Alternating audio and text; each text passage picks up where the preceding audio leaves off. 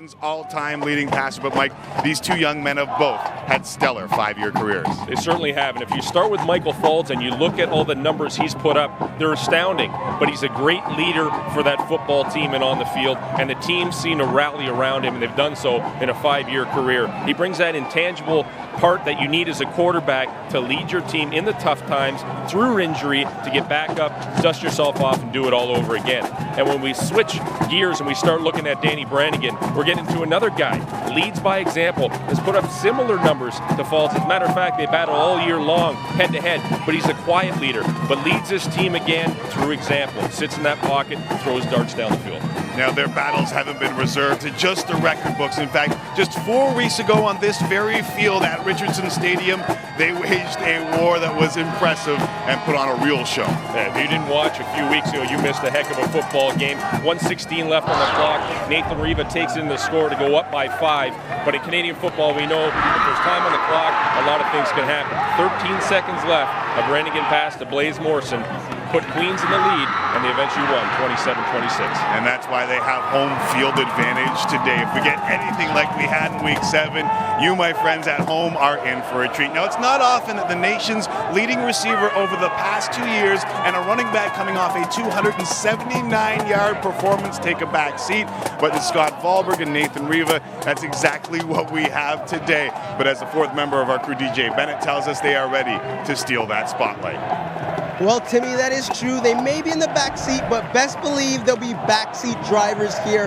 They're going to be driving forces in the proceedings here at Richardson Stadium, and they do it in such a demoralizing fashion. Let's talk about Mr. Valberg first. He's so unassuming. Short gain here, small catch there. Then just like a Law and Order episode, after 45 or 50 minutes, he's got all the answers, finds the case in that zone defense, and is finding seams and running after the catch. Mr. Riva, he gives you a quick death. He's liable to take it to the end zone from anywhere on the field at any time. He is so quick getting through the lines, and it's demoralizing because he doesn't just beat one defender, he beats all of them, leaving them in the dust. Listen, both of these guys are low-key, low-maintenance guys.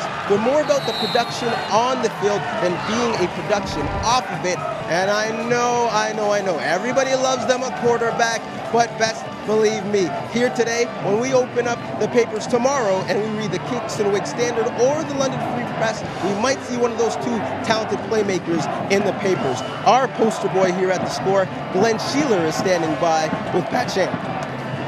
Thanks, DJ. Pat, that Western offense has one of the best quarterbacks of all time and a running back who's averaging over 225 yards in the playoffs. What did you tell your defense was priority number 1 to slow them down? Well, I think we can't let them run the ball the way they have. I think the running game really sets things up for them.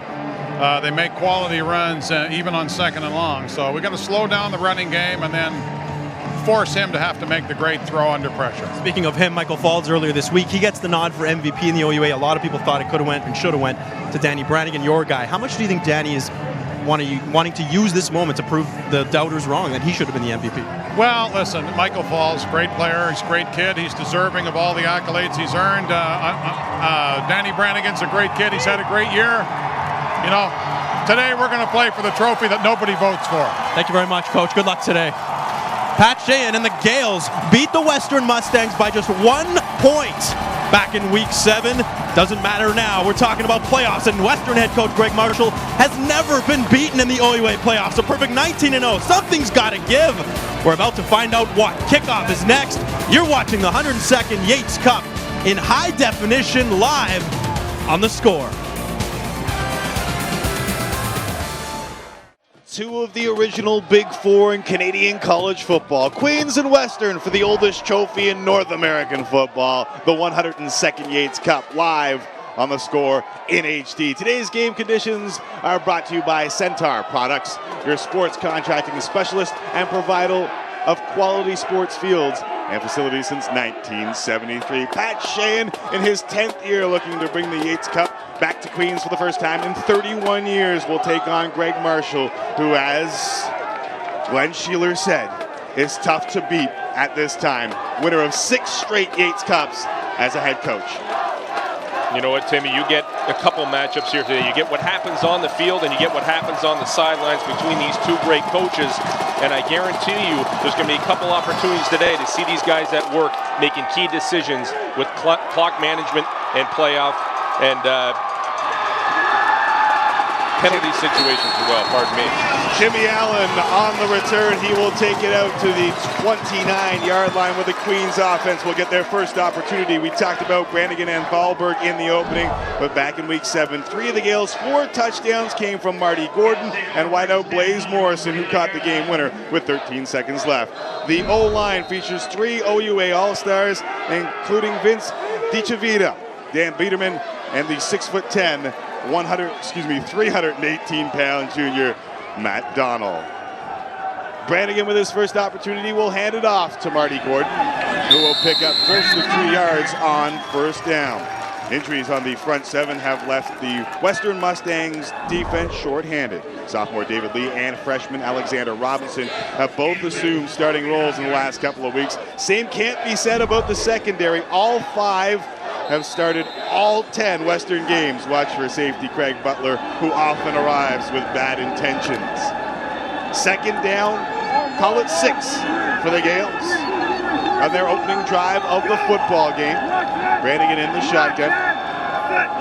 4 receivers to the top of your screen. That's where he's looking. He'll have to pull it down, and he is taken down by John Surla, the Defensive Player of the Year in the OUA. And these guys are going to feel, each team's going to feel each other out for the first little bit, get an idea of how the game is going to flow on first down. Queens went to a 2 tight end set, going against a defensive line that's been banged up a bit, Tim. We've seen some of their starters go down. They open it up on second down, but nothing left for Brannigan. He's got to tuck it away and get just a little bit of yardage, forcing the third down punt. Dan Village into punt. His average of 37.1, 10th in the nation. The high spiraling kick that Butler is chasing down at the 46-yard line. He will take it across midfield. Good field position for the Western offense. And taking a closer look at the nation's leading offense, it's clear Mike Fauld set the single-season passing mark by spreading the ball around. 6 different Stangs had at least 350 yards receiving, including Zach Bull, who had 5 catches, 131 yards in week 7 against Queens. You don't average 578 yards a game without a good O-line. And even without starting center Andy Rady, the Mustangs still have 3 all-conference performers and a 4th-round pick of the Argos in Zach Polarai. They start from the Queens 50-yard line. Nathan Riva with a nice hold, and he will pick up 7 yards on first down. And despite all the ink spilled on the offense, the Queens defense led the OUA this season thanks to 2-time All-Canadian Osi Ukwoma and a pair garnering a lot of CFL attention in end Shamari Williams and linebacker Chris Smith. 8 seniors littered in this experienced D, including 5th-year senior corner Jimmy Allen, who is not only a 3-time conference All-Star at corner, halfback, and kick returner, but also a 3-time academic All-Canadian. Quite the resume for Jimmy Allen, and early on, Mike Fauld's forced to burn a timeout. Looked up at what he saw, didn't like it, and heads to the sidelines, Mike. You know what, this gives me a great opportunity to talk a bit about the keys to the game. There's only a couple this week. Number 1, Riva runs through it. We'll talk in specifics about Riva as the game goes on. If he can establish that ground game, Western's going to have a great opportunity to win this thing outright. And secondly, pin the tail on the QB. Both defensive lines got to get to those quarterbacks and rough them up a bit because they are the key to every offense. So Mike Fauld heads to the sidelines to talk things over with Greg Marshall. And early starts haven't been Western standard this year. In fact, they have struggled out of the gate. Perhaps that played into Michael Fauld's burning that early timeout. So you can feel the tension running a bit high. They want to make sure they're not wasting plays. Good call to go to the sidelines and figure things out. Riva leading back, he will get the carry. Off the right side, gets a big block as he will step out of bounds at the 31-yard line.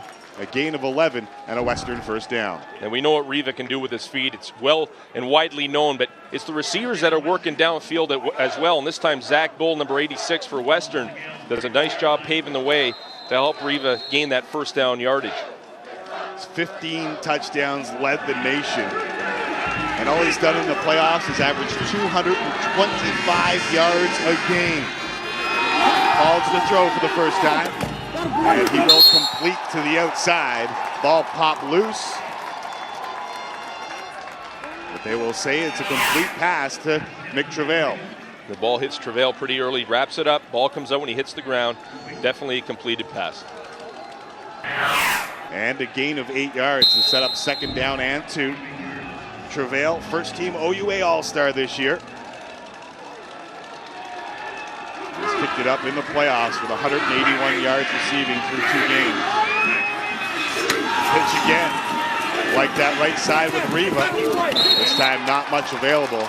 Late flag comes out. Pankowicz on the tackle. Can you get some mask there? I think there's going to be a little bit of a late hit coming in. Not too sure if it's on Pankowicz or Vickers coming in after the fact. But Riva had passed the out-of-bounds marker.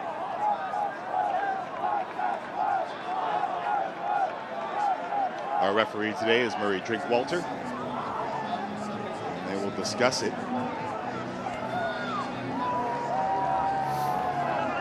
Unnecessary roughness. Queens, late hit, half the distance, first down. So you're right, the late hit is called against the Queens defense. It'll be first down from the 11. We'll see who the culprit is here. I think it is Vickers coming in late and laying a little bit of a shoulder well out of bounds, at least 2 yards. And right in front of that Queens bench. I don't think coach is too happy about that one. No, and there's some precedence with Vicker in week 7. There was a little war going on between Riva and Vickers. And perhaps a little birdie told the officials to watch Mr. Vickers as they handed to Riva left side, trying to use his speed. But it is strung out well. Chris Smith, the senior linebacker, on the tackle. I think Jimmy Allen, the perennial all-star, does a great job against Dan Duff. On the bottom of your screen, number 83, Dan Duff, is pushing Allen out of the way, but he strings it along long enough so Chris Smith can come in and wrap up that for that tackle. A gain of 3 on the play. When you consider Riva has 10.6 speed in the 100 meters, one of the fastest men in the OUA. It's a good job by the Gales defense. Second down and 7. Play action from Falls. Looking to the end zone. Incomplete. He put it in the spot where only Travail could get it. But unfortunately, his sophomore receiver couldn't come up with it. You know, that's a well-run route by Nick Travail. You'll see him come off the line of scrimmage here. He'll break and do the comeback route. He just gets his feet caught underneath him. Remember, Western's not used to playing on grass on a regular basis. If you lay back on your heels, you tend to slide. You got to keep your knees over your toes. Ball was well thrown. Travail just couldn't come out with the break quick enough. So Darryl Wheeler will come in to attempt a 15-yard field goal. Liram Harula, who also on the roster because Wheeler's been banged up. The kick is up, came close to being blocked, and he has missed it. From 15 yards away, the frustration showing from Darryl Wheeler as Western gets on the board, but 2 less than they would have wanted. It's a 1-0 game early here in Kingston. Western will get another opportunity. As we have a look, it came through, and I don't think they touched Wheeler. You know what? They didn't touch Wheeler. They end up hitting Donnie Marshall, but that should not be a call. Dylan Petrin is the one that got in and roughed up Marshall going for the football. He's a live player. That's a very interesting call if that indeed was the roughing call on Queens, and now sets up 1st and goal for Western. From the 4-yard line, instead of missing a field goal, they got an opportunity for 6. They hand it off, come just short. Lecky, the ball carrier, had just 9 rushes in the regular season, battling a hamstring injury. Yeah, Lecky's the type of guy who can do a little bit of everything. You'll see the direct handoff to Lecky going off the right-hand side. Jaradat leading the way, but Leaper comes up, makes a nice stick, followed up with David Rooney, who really comes from the safety, from the defensive back position, and stops the forward momentum of Lecky. They bring Riva back into the backfield, and why not? He's scored 30 touchdowns in his last 15 games in the OUA. Trouble with the snap, got it to Riva, and he did not get in. It'll be third down. You know, we can't talk enough about the strength of the defense for Queens. They've been outstanding all year long, and you're going against the top backs in the whole nation, and they come up big here today. Over the top, you know what it is? It's penetration from the defensive line, getting underneath, submarining the offensive lineman for Western, and he is met in the backfield well short of the touchdown. And the crowd will rise early. Third down, goal to go for the Western Mustangs. Leckie, the ball carrier, touchdown. The junior from Georgetown hits the mute button here at Richardson Stadium. And the Western Mustangs got a break and took full advantage of it here. Leckie getting the chance to carry the ball again, this time off the left-hand side. Dan Duff leading the way, and Buttrill and the rest of the boys, Matt Norman, pushing down the left-hand side of that defensive line. And really, Leckie just walks into the end zone. Wheeler will tack on the extra point where it looked like Western only got one. They end up with 7. Leckie the score, and Brannigan will get his chance when we return to the 102nd Yates Cup.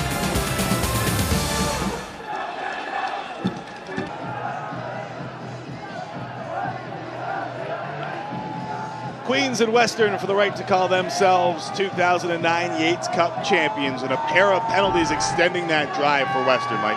Yeah, a couple penalties, ill-advised penalties. Maybe the second one, not so sure of, but they did have that call go against them to put them down by 7 early in this football game. Liram Hairulahu will put his foot to the ball, and you see how deep he can get it on the kickoffs. The dangerous Jimmy Allen hurdling men out to the 25-yard line. And Mike likes to have a look at that field goal. Yeah, we got to keep our eyes on the holder. Donnie Marshall is the backup quarterback, left-hand side, bottom of your screen.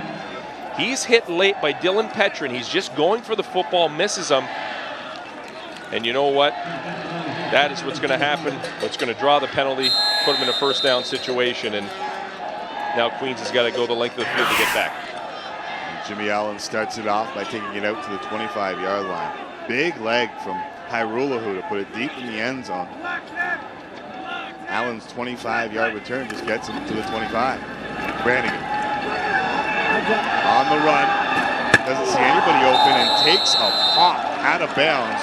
We have seen that a couple times from Danny Brannigan, and when it happened in week 2 against Mac, he ended up missing a game and a half. He certainly did, but last week we saw him against Mac do the same thing, put his head down and drive forward, so obviously he's not worried about a head injury again. Mike Spence comes up. That is a direct contact to the head, not on purpose, but you can hear the pop. Oof. And that's a nice football play, 2 guys getting up after it. I'll tell you what, that's a 5th-year senior looking for his first Yates Cup. Second and 10, he will complete and move the chains for the first time in the Yates Cup. We call Scott Malberg's number. And I have a feeling we're going to call this name quite often. He finds a soft spot in behind Surla. Surla ends up making the play from his middle linebacker position. But what they do is they're running underneath to draw him up. And then they go over the top, right behind the linebacker, right to Valberg. Surla's got to hustle back to make the play. Connor Elliott and Mike Spence there as well. As the rain begins to fall here at Richardson Stadium, the Gales have a first down. Working from their own 43, it'll go through the hands of Surya, who is open near midfield.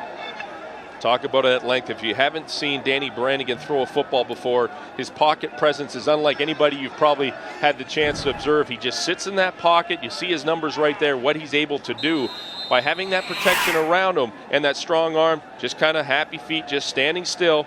Strong arms, you know, a very well-thrown football over the top of Connor Elliott. An All-Canadian last year was Danny Brannigan. Finished 97 yards back of Falls for the all-time lead. Looking deep, looking for Sheehan. Got him on the run. 10-5, touchdown Gales.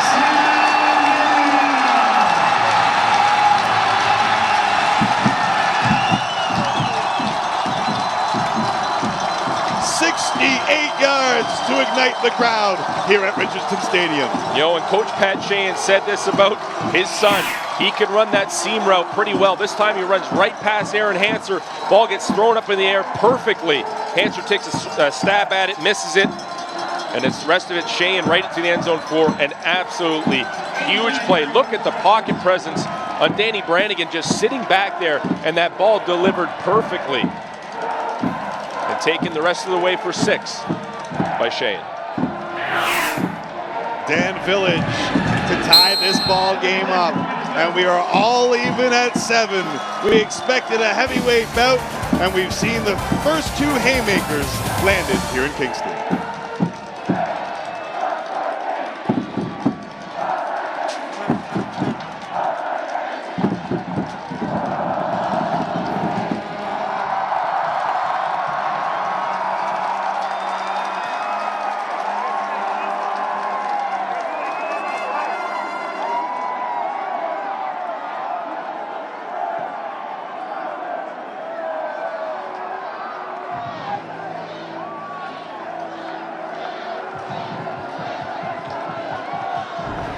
How's that for a start? That's how you start, and that's how you come back from adversity. You get a team that's ranked number 4th in the country.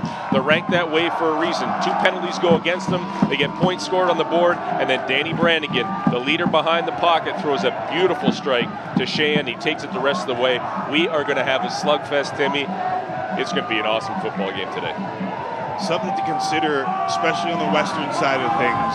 Not as much experience on Queens, so we'll have to see, especially on the defensive side of the football, how they respond after a big play from Brannigan and Shane. Hanser's going to get a chance to make up for it on the bounce. And he will take it out to the 35-yard line and beyond. As Michael Falls comes right back out. And I don't think we'll ever see this again. The top 2 passers in the history of the CIS with the opportunity, Mike, to go toe-to-toe. No, I don't think we're going to see it in our lifetimes, Timmy. I mean, you have 2 of the best, like you mentioned, and they have done it with class over the last 5 years. It's unfortunate one guy is the only one allowed to go on to the next game, but we have a lot of time to figure that one out.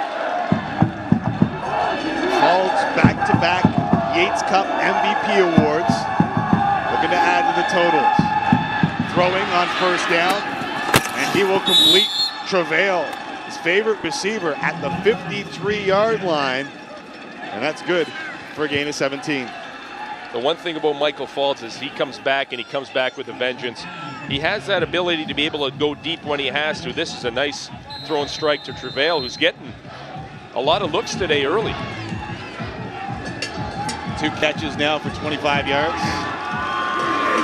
The latest of which moves the chains and allows Riva to get the carry, but he is swallowed up. Shamari Williams, the senior from Brampton, will take him down. No gain on the play.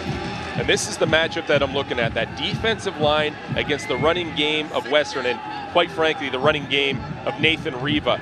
Shamari Williams comes in from a big school out in the United States in Houston. Most guys would sit back and rest on their laurels. Not a guy like Williams, who is hustling every play and proud to be playing in this Yates Cup. Played 3 years at Houston before transferring back. Falls with time. Vickers there on the coverage to knock it away from Zach Bull. So it'll be 3rd down for this Western offense. And that's very, very good timing by Vickers on the defensive side of the ball, attacking the ball as it's in the air against Zach Bull, the receiver, who got his first chance and first look at the football today, but Vickers right there to break it up. Brings Dale Wheeler back into punt.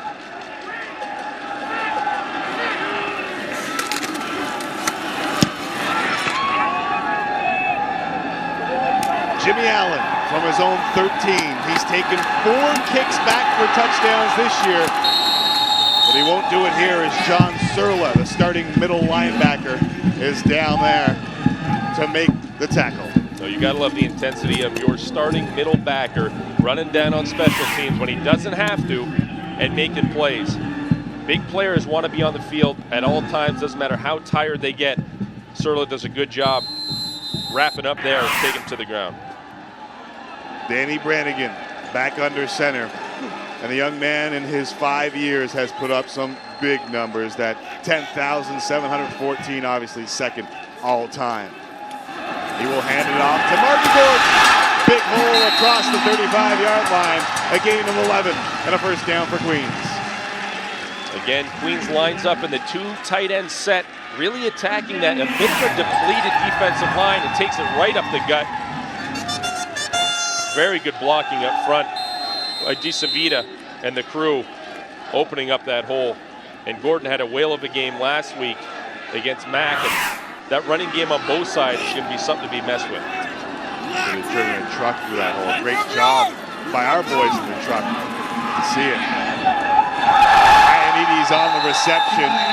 He'll pick up 5 on first down. And Chris Ioannidis can be a dangerous target for this Gales offense. You know, he really can. The play action here is set up by the fact that Gordon got the ball in the last play. And you'll see Ioannidis come from that tight end set and kind of leak out. And often, if you're playing tight end, you're matched up against linebackers. I'll take the tight end in that matchup any day of the week, just based on athletic ability. I take nothing away from the defenders, but if you got an athletic tight end at any level, they match up pretty well. I think Coach Sheehan will as well. He had 11 receptions, 125 yards back in week 7 against Western. Another quick hitter, this time sailing out of bounds. He's looking for Blaze Morrison.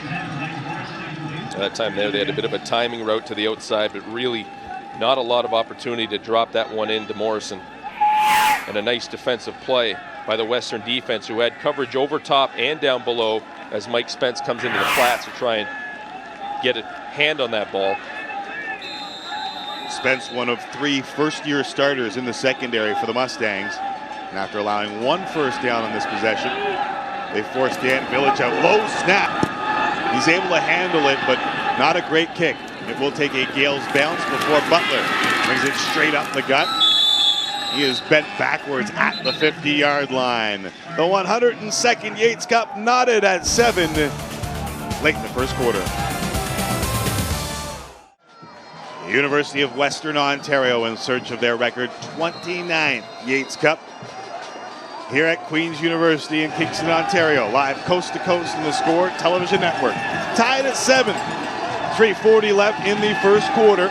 Western from their own 51, run play action on 1st and 10, and Riva out of the backfield, always a dangerous receiver, flagged down, and Riva is as well at the 35-yard line.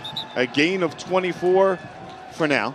Yeah, he's very dangerous, not only taking the ball in the backfield, but doing the play action and catching it downfield. Unfortunately, this one's coming back a bit, but he is seriously a double threat, and he add a triple threat when he gets back and starts returning kicks as well. After first down yardage gained, holding Western first down. Let's go down to the trenches and the 4th member of our crew, DJ Bennett.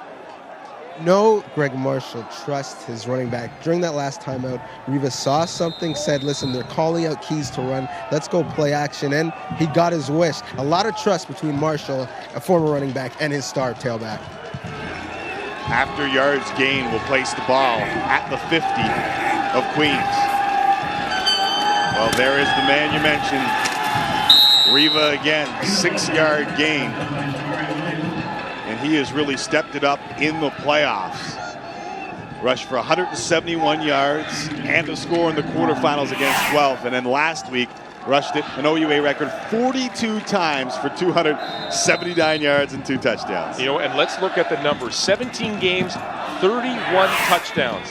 The leader of all time is Jesse Lumsden at 47. 46 of his were on the ground. Riva does it on the ground, in the air, and he's only played 17 games. He'll get the carry again. They are pretty ridiculous numbers as he is dragged down by Frank Pankowicz after a gain of 3. It was 2nd and 4, so it'll be 3rd and short. But when Greg Marshall's involved, I don't think you'll see Michael Faulds running off the field. No, they're going to go for it on 3rd down, and he has a habit of doing it. And really, he likes to roll the dice because most of the time he's correct. And if he's not, enters that defense there that more often than not shuts down the opposing offense. The crowd here doesn't like the spot of the football. 3rd and inches, and they will rise.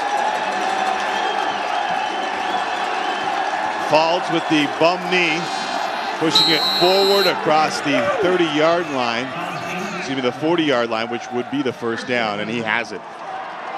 Mike Falls, for the past 4 weeks, has been basically playing on one leg, but he runs the sneak here to get the first down. You know, whenever you want to bring a different quarterback in to do that QB sneak, you're talking about exchange issues with the center. This time here, he follows Zach Polari on the right-hand side and kind of takes his patient time, gets the first down.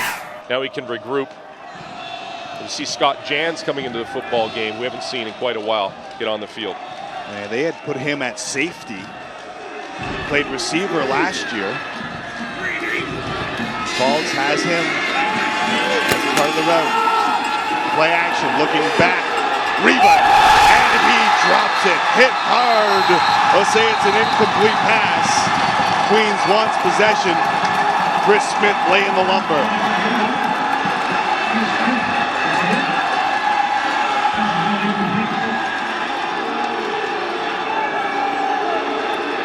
You know what, Tim, if you want to know what these guys do day in and day out all week, they watch film, they look at their opponent, and they go and they try and find reads that can help them make plays. This is one of them. Diploma, first of all, does an amazing job forcing the ball, and that big play by Smith, who reads it out from the back end, comes up and makes a play, knocks the ball loose. Good call by the officials.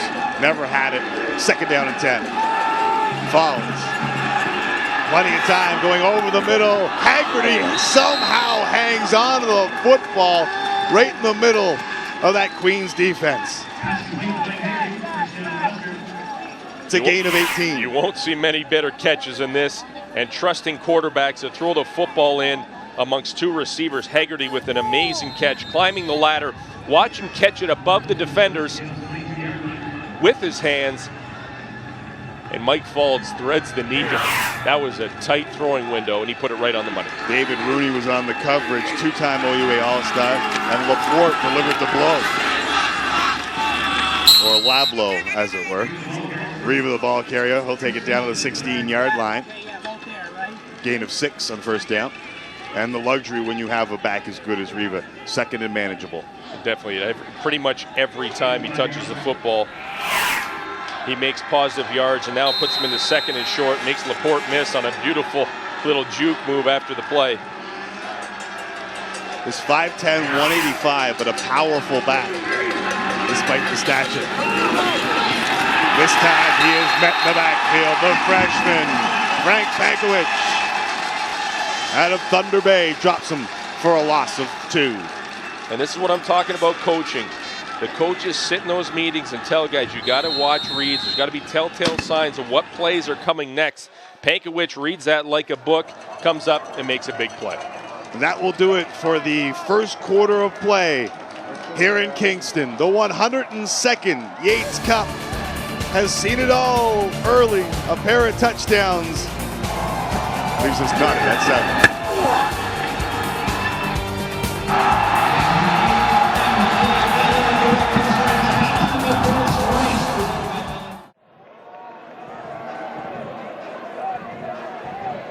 Great crowd on hand to see an 80-year-old rivalry renewed in Kingston as Western and Queens meet for the right to call themselves Yates Cup champions. Greg Marshall on third down to start the second quarter sends Darryl Wheeler out to attempt a 28-yard field goal.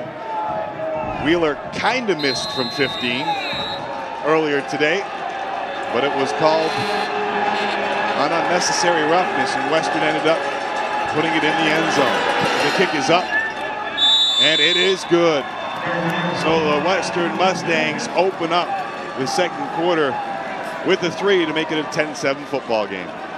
Yeah, we take a look now at the first quarter stats. It was an even game on the field, but Western certainly leads the battle as far as first downs go and time of possession. Puts them up 10-7, still a tight football game. As we move forward, Kingston rebounding with that huge play to Sheehan to get back on the board. So Greg Marshall, who also coordinates the offense here at Western, looks over the script as Danny Brannigan. And the Gales choose to scrimmage from the 35, running play action on first down. He's being chased down and shoved by Robinson. That'll be a late hit as the ball falls incomplete. You could see Robinson's eyes light up as he chased the quarterback, perhaps a little too much. Yeah, and I don't know where that flag came from, deep into the secondary. I'm trying to get an idea of what that potential call may be. There's 2 flags out there. One's roughing the passer. For sure, that's the one call back at the end of the play. And it looks like both umpire and referee called the same thing from 2 different positions, but you want to get to a Danny Brannigan when he gets out of the pocket, because he is the key to that Queens offense, and you just can't afford to take those penalties while you're doing it. Roughing the passer, Western, 25 yards, first down. They'll get both of them added onto each other, Mike. Yeah, so there was illegal contact in the backfield, and it was Simianic who got called on at number 37 for Western, way down the field, and really not a call, not a penalty that's called unless the ball gets in the air, and he was a bit far away from it, but nonetheless, 25 yards is a big one. So after Western catches a couple of breaks to punch in their first score of the game, Queens 25 yards and penalties gives it to them at the Western 50-yard line. Marty Gordon will pick up 3 on first down. Connor Elliott on the tackle. I like the way Connor Elliott has played this season. He's really been moved into that linebacker position. He's often used off the edge to go after the quarterback. This time he stops the run. Makes a nice play on Gordon to wrap him up. Western's had some pretty good players at that spot in the last little while. John Hood, and before that, Nick Kordick, who ended up with the Tiger Cats. 2nd and 7. Brannigan in the shotgun. 5 receivers at his disposal. Has time, delivers right through the hands of Devin Shane.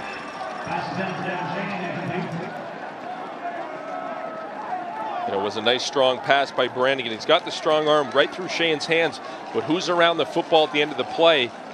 None other than Connor Elliott, who came back from that linebacker position. You'll see number 24 just kind of flash in front of him. Sometimes that's enough to disturb a receiver.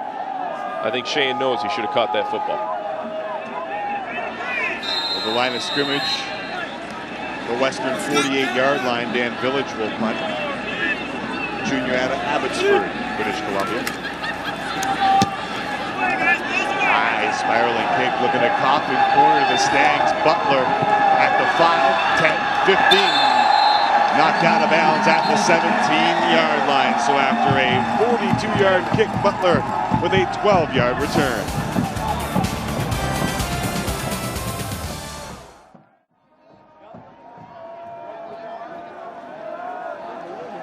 Faulds and Brannigan 1-2 in the nation in passing yards per game. Stangs pivot, averaging 379 yards per game, while the Gales quarterback averaged 368.6 yards per game.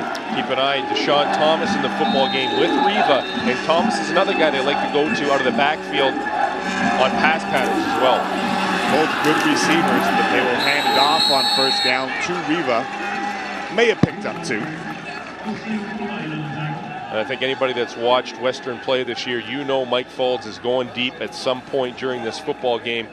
But because it's such a big game, they'll stick to the ground game for the time being, trying to feel each other out. This time Riva following his blockers, but you take a look at Pankowicz and the boys making plays. That defensive line is aggressive. Aquoma getting to the backfield. Shamari Williams in the backfield, causing a lot of disruption along that offensive line of Western. 2nd down and 8. Faulds with plenty of time in the pocket. Internal clock goes off. Flag comes out, and it's in it. Oh, it's dropped. Plenty of flags all over the field. Count them up. 1, 2, 3, 4, 5 flags. One in the backfield, I think, is holding, and then several in the defensive backfield. Yeah, I think what you're going to see is definitely holding on the Western O-line, and then another flag against Zach Bull for coming back and disrupting the ball in the air. Try and sort it out right now and get the calls.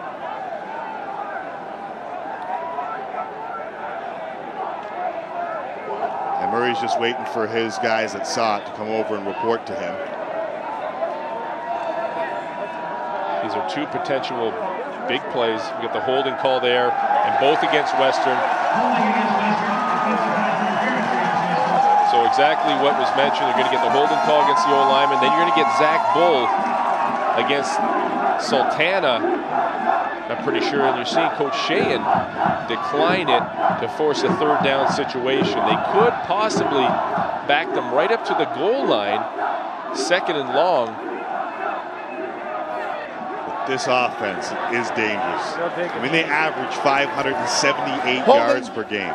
Offense declined, pass interference, offense declined, third down.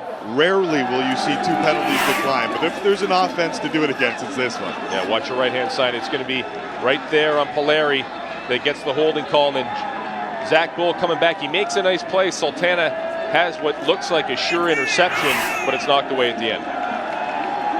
So it ends up being a good play. Just to save Western a couple of yards. How many, we will find out as Wheeler comes in to punt. From his own 10, Jimmy Allen will step up to the 48-yard line to take it in. And the Gales will work for the short field from the 43 when we return to the 102nd Yates Cup.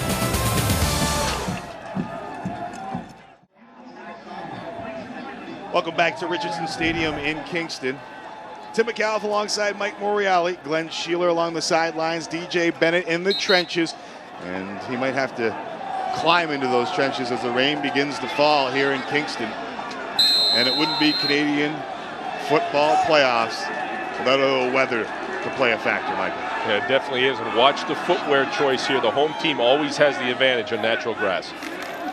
Queens down 10-7 with great field position, and they will improve it. Inside the 25, down to the 21 is Devin Sheehan. Hauls it in again. I think it's actually Blaze Morrison that comes up with the catch, Tim, and it's because of Devin Sheehan, who runs the seam route, taking the focus off of Morrison, who comes underneath. Sheehan actually takes two guys in Butler and Simianic. Morrison comes up with the catch.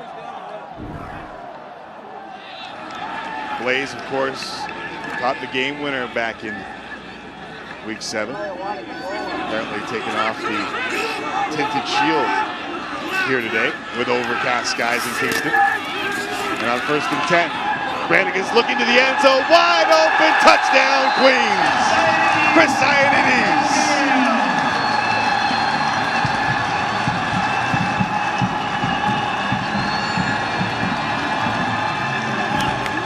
Second big play for Queens, second touchdown for the Gales. And we talked about Ioannidis and how he lines up at the line of scrimmage and he gets lost. On the right-hand side of your screen, pardon me, he runs right by John Surla, who doesn't see him, makes a beautiful catch downfield. That's the bonus you have when you have an athletic tight end that gets lost in the shuffle. It's wide open downfield. A 22-yard touchdown has given the 4th-ranked Gales a 14-10 lead. Big plays by the Gales today and really taking advantage of the weapons they have on offense. As we see Brannigan in the pocket looking right downfield, knows he has a man, and I can tell you one thing, from my vantage point, Ioannidis was open the whole way, not just at the end. So Sheehan decides to decline 2 penalties. They get the ball back, and quicker than you can say Golden Gales, they're in the end zone. And let's talk a bit about why this passing game is working. They hit Devin Sheehan on a long ball early in the first quarter to put 7 points on the board. That opens up the defense. It makes them respect the deep ball. When it does that, guys like Blaze Morrison can come underneath wide open. Ioannidis gets lost in the shuffle because you have guys running down the middle of the field and it takes their eyes off of the guy that's going to eventually catch the football, and it's working very, very well today. Village to kick off as the Gales take their first lead of the football game. From his own 4, Aaron Hanser dances across the 25, taken down at the 27-yard line. great big playability for the Gales. You look at Danny Brannigan over his career, despite having 100 less completions than Michael Faulds, he is just 97 yards back on the all-time list. And if you look at Connell, I mean, that's well over 140 completions back, but he's up there ahead of Connell on the all-time passing list. It certainly is, and the poise he shows in that pocket, sitting back there. And on the flip side, Michael Faulds does the same. A little more aggressive when it comes to moving the football down the field. And I think he might have to turn it up a notch right here. They've been patient. They've tried to stay patient with this running game. Riva, as we say it, dropped for a loss by TJ Leeper, little middle linebacker. I can't stress enough about these guys getting in the playbook, watching film and reading plays. They don't just get lucky. TJ Leeper on that play there does an amazing job going by Buttrell to get into the backfield and wrap up Riva for a loss. The way you stop Riva is to get him early. Don't let him get his head of steam downfield and let his feet do the work. The London native, his mother a professor at Western, TJ Leeper, has one fan at least at UWO. Falls, completes over the middle. Good for a gain of 15 and a first down. Travail on the reception. You know, Nick Travail's the favorite target so far. Sultana comes up to make the tackle. Queens did a nice job underneath, taking away the short routes, but they left Travail coming open. Both teams doing a very similar job of game planning. Run some unders, pull the backers down, running over behind them with the receiver. That time Travail comes up with a big play. His third catch of the football game gives Western first down. They go to the outside and complete for a quick gain of 7 yards. Matt Vickers there to make the stop. And you can see the eyes right there, Mike Falls. Took the words out of my mouth. Leeper almost gets his hand on the ball to knock it away. Again, Travail comes up with a catch. Stay tuned for a little hitch and go on the outside there. 4 for 51 already for Travail's having himself a nice game. He's been kind of quiet. That's the communication, though, between quarterback and receiver. That little look, enough to tell him to cut off his route. Riva, first down and more, as he takes it across the 50 and down to the Queens' 47-yard line. You know, this really is an example of what I mentioned before. If you cannot touch Nathan Riva in the backfield, you're in for a bit of trouble because your DBs are making plays downfield. That time Jimmy Allen's got to come over and make a play. You know he's already gained a 15 at that point.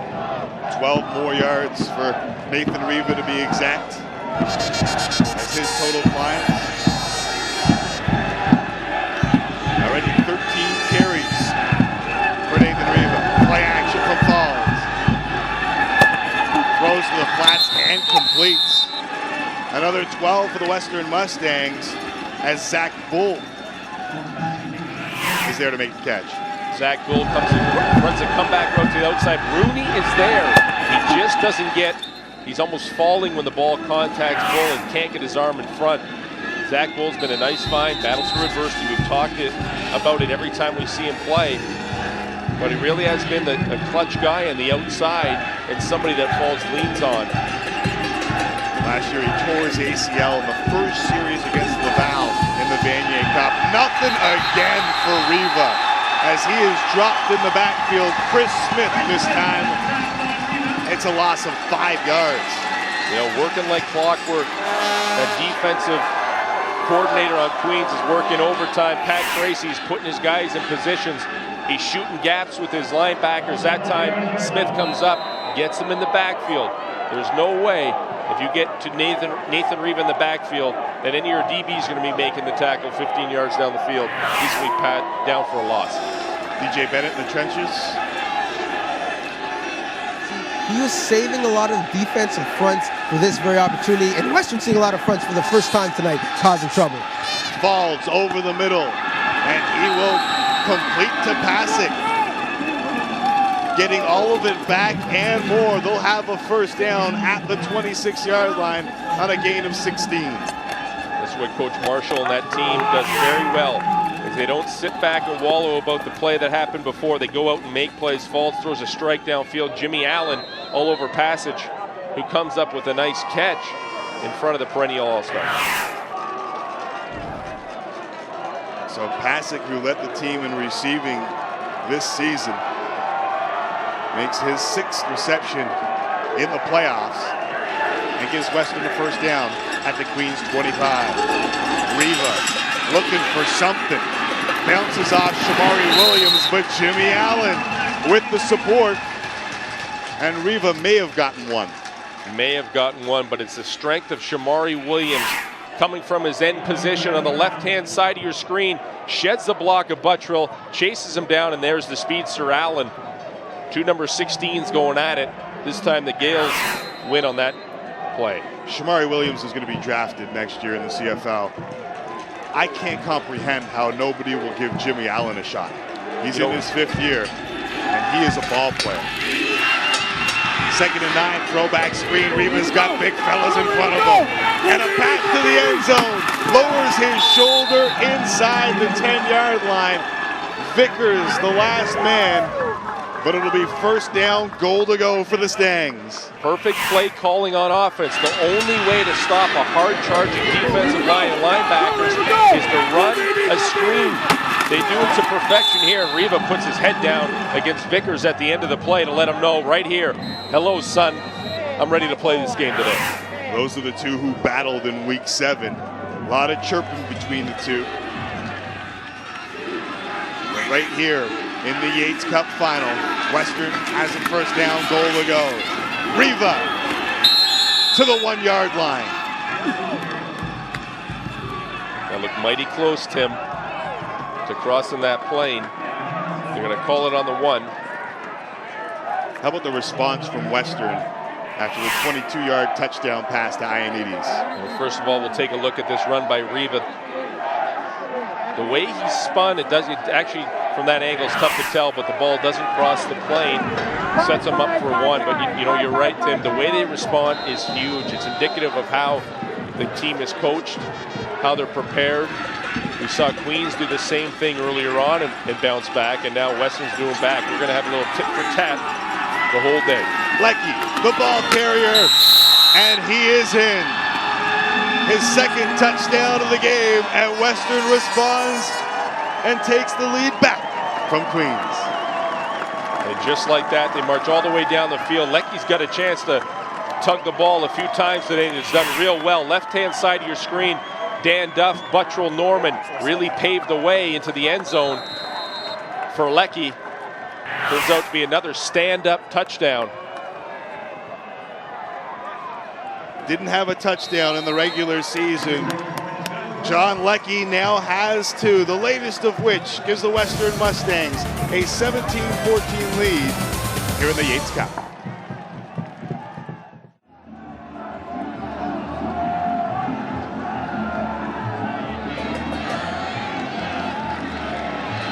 Western lands a haymaker of their own as they go 82 yards in 11 plays to retake the lead with 6:21 left in the first half.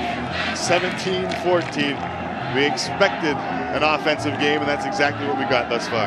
And we've seen flashes of brilliance on defense on both sides as well, so very indicative of the well-coached teams on either side. Jimmy Allen from the 15. He'll take it out to the 30-yard line before being swarmed under by several Western Mustangs. John Leckie didn't have a touchdown in the regular season. He's now got 2, and we have more from DJ Bennett. Well, Tim, a lot of people forget last year when these two teams played in the regular season, Leckie was the starter, had a mixed performance, and then they found the diamond in the rough, Riva, and it's been history since. But Leckie had a hamstring injury most of the year, and now he's back healthy. He wanted redemption against Queens when he lost his starting spot. Expect to see him a lot in short yardage because they like him because he gets slim and gets in the goal line, and Western struggled in short yardage against Laurier last week. Boy, Greg Marshall has some real backs here. We haven't even talked about Ken Answer, the very talented freshman as Marty Gordon spins for 4 yards on first down. Ben Roberts, who began the season last year as a starter before getting hurt in week 1, and then Riva happened. Yeah, and take a look here at Matthew O'Donnell, all 6'10" of them here. He's paving the way for Gordon up the field. But you're right. You look at all those running backs, Tim, and they are flush with them. Riva is the best of the best, but You go to number 2, 3, 4, and 5, and they're right up there as well. Brannigan was trying to go to his left, back to his right, and it'll fall incomplete. Trying to get it to Marty Gordon.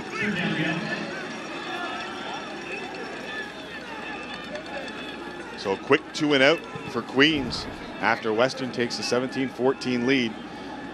Well, Brannigan's numbers are pretty good. Yeah, Brannigan's done a good job today in that offense as well. You keep track of these 2 and outs because this is where teams try and take advantage of these situations. There's no change in field position on offense. It really comes down to the punting situation and the return game. Village waits the snap at his own 22-yard line. Good kick. Butler has to go over his shoulder, loses it, and will just fall on it at the 23-yard line. A 46-yard punt, no return, as Western takes over.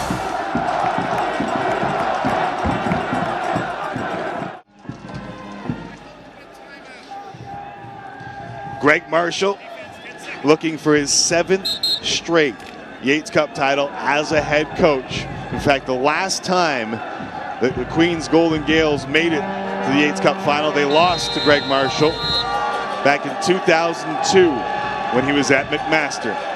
As a head coach, impressive. He's won 18 straight OUA playoff games. Here it's tipped and picked. Pankowicz, the freshman, with a big play for the Queens defense.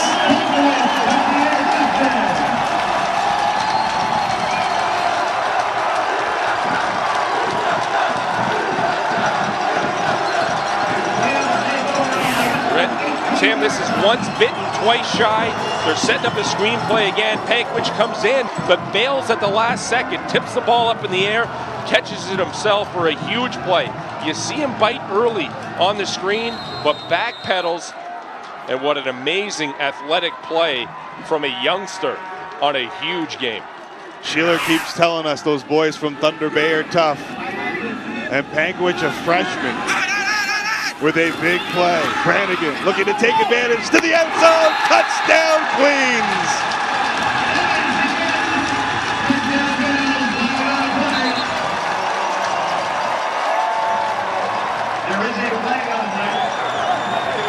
Devin Sheehan, his second, a flag down, but I think that it came after the touchdown, Mike. It's going to be on Butler, late hit after the catch in the end zone.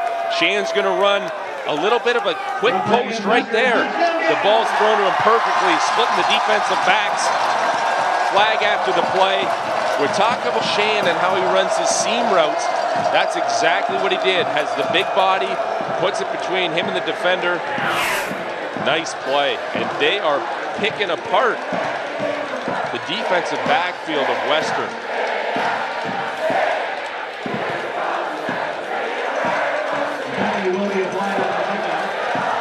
So they'll apply the penalty to the kickoff. Third lead change of the ball game already. And Devin Sheehan's second touchdown reception. Unnecessary roughness. Western, objectionable conduct. Queens, both penalties will be applied on the kickoff. Touchdown is good. So Sheehan could have had an opportunity, but they get a flag back. These two are just going toe-to-toe. 21-17 now, if Dan Village can knock this through. Yeah, Greg Marshall was shaking his head saying, what is going on? How is the guy getting so wide open down the field as Village lines up for the point after? And this is really going to open up the rest of the football game. Running those seams, you see Devin Sheehan on the sidelines right now, having a whale of game already. 4:29 left in the first quarter. Queens takes a 21-17 lead. Time now for our Pizza Fan Cam, brought to you by Pizza, the OUA official pizza. Order your favorite pizza before, during, or after the game. Pizza, always hot, always fresh, and a great crowd on hand here as the Big Four rivalry renewed. Back in the day, it was always U of T, McGill, Western, and Queens. And here in Kingston, they love nothing better than beating one of those Big Four in a big game. Yeah, they got history behind them, and this city's really rallied behind this football team. Nice full house today under perfect conditions. A little bit of rain at some point. It's cleared up now. Great playoff football and great playoff football weather. and a great atmosphere. Our kids, our game. It's great to see people out to support it. So Danny Brannigan's third touchdown pass of the game makes it 21-17. Village with the kickoff. Hanser from his own goal line. Nice return past the 25. Stood up at the 30. Chris Smith with the bad boy walk away. You know what? Chris Smith has every right to give the old bad boy look away because he didn't even move his feet. He stood there and literally Hanser ran into him. He drops his shoulder a bit, puts him on his behind. At the end of this play, look to the right-hand side of your screen. Yellow. Goodbye. That'll stop you in a hurry. You see Hanser grasping for breath. It's a good return, though. 31 yards, and Western gets their shot. So Michael Falls, the OUA MVP, and when you look at it, probably the favorite to win the Heckrite. Whoever won the MVP in the OUA was probably the favorite to win the Heckrite. Brannigan with 3 touchdown passes, and Falls looking for one here, going deep for Travail, gets hung up. Flag comes out at the Queens 45. Henry Chu, the field judge, throws it, and that ball got hung up. This is a touchy flag. Travail stops running. Probably could have continued to run. The ball did get hung up a bit. Vickers basically runs into him. Defensive pass interference. Queens, 15-yard penalty, first down. So Vickers is going to get called on pass interference. But at the end of the play, right-hand side of your screen, watch Travail stop his feet. By that time, Vickers has no choice to run into him. It's the extension of the arms that he gets called on right there. Subtle, but enough to draw the flag. Falls completes near midfield. Travail on the reception once again. And Nick Travail, who caught just 7 passes through 2 playoff games, picks up his 5th.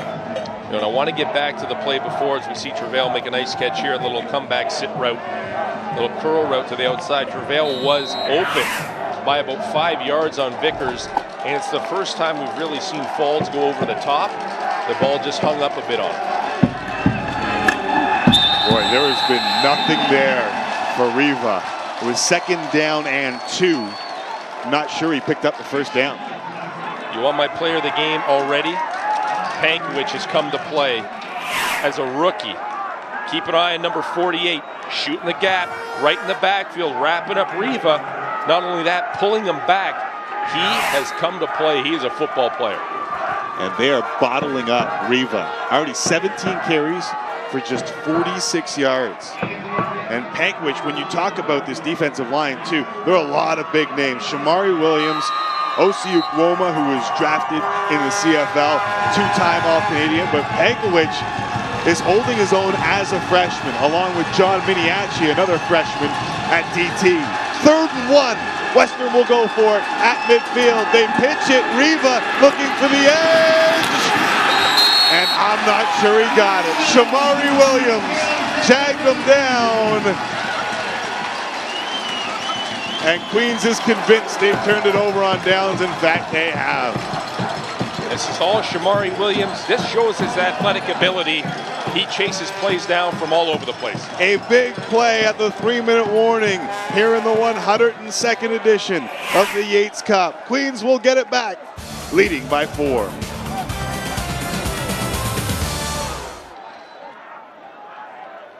And now, ladies and gentlemen, representing the Pioneer Petroleum Performance Team, they brought 102nd Yates Cup T-shirts.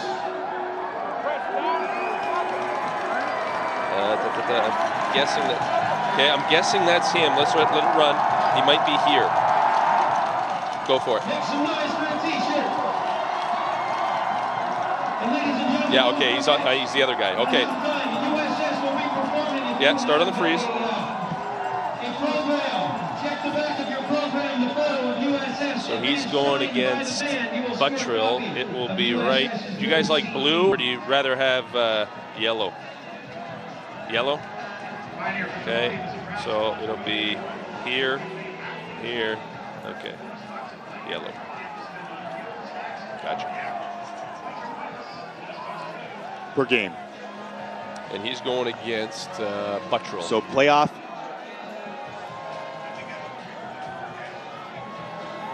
Buttrell and Norman comes over to chip him. Okay. Yep. Williams.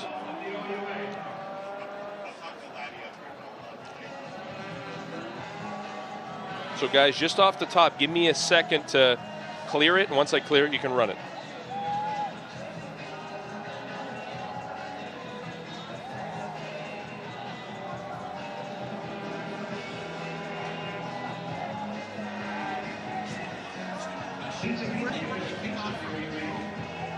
The 45, I think. Sorry?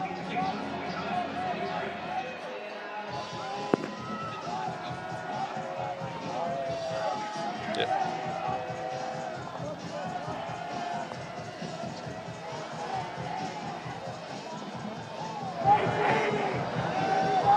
The OUA's #1 defense coming up big at the 3-minute warning, Mike. And if you want to see why a guy like Shamari Williams is going to play at the next level, this is why. Watch him fight through two blockers, Buttrell and Norman. Try to come down on him, cuts underneath both, makes a tackle at the end of the play, and he deserves to celebrate. That's how you have instincts to play this game.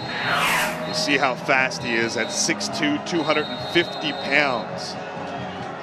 Began his career, as Mike mentioned, at the University of Houston.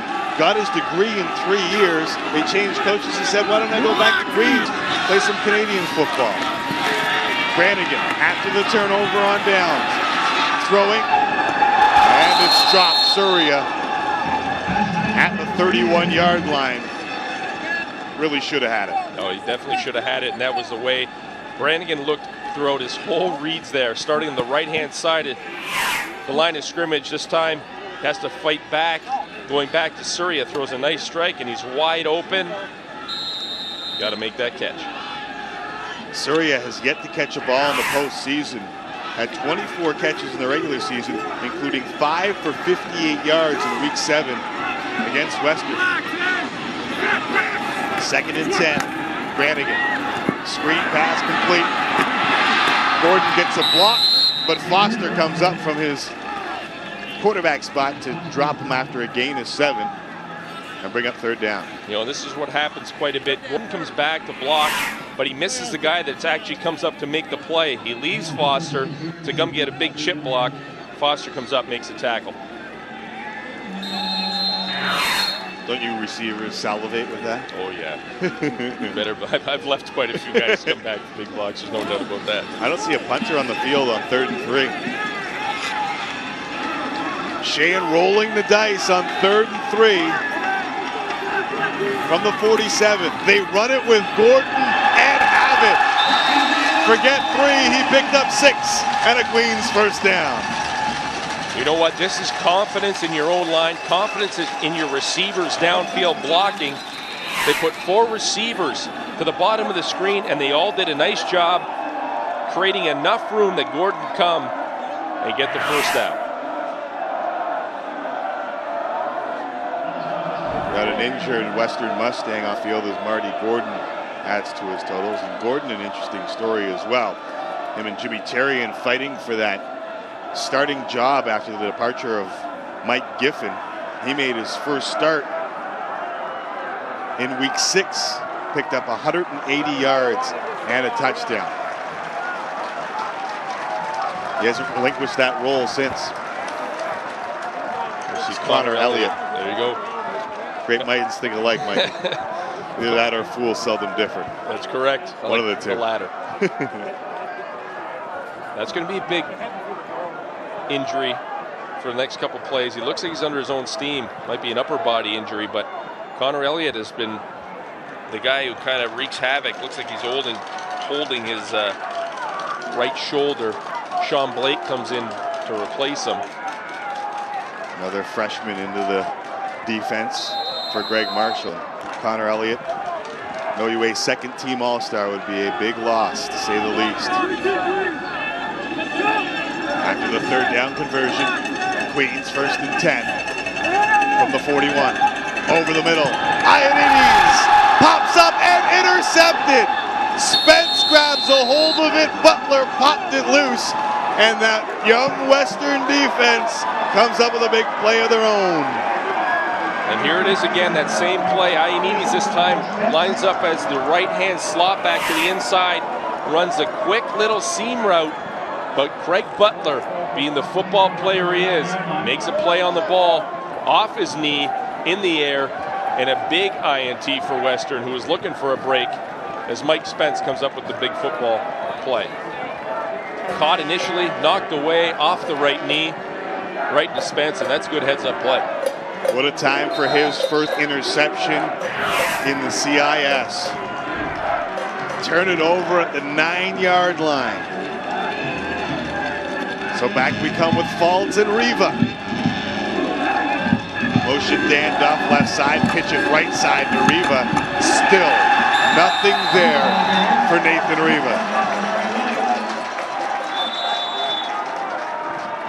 And you got to be kidding me. Greg Marshall right now is ripping his hair out on the sidelines. That offensive line cannot handle the defensive line of Queens, and Shamari Williams, Ukwoma, everybody taking their turns, making plays there.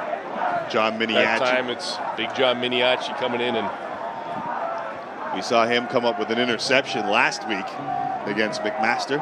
I gave props to McDonald on that a few times, but I didn't get an email from Miniacci, but we'll give him the shout out now. The check's in the mail.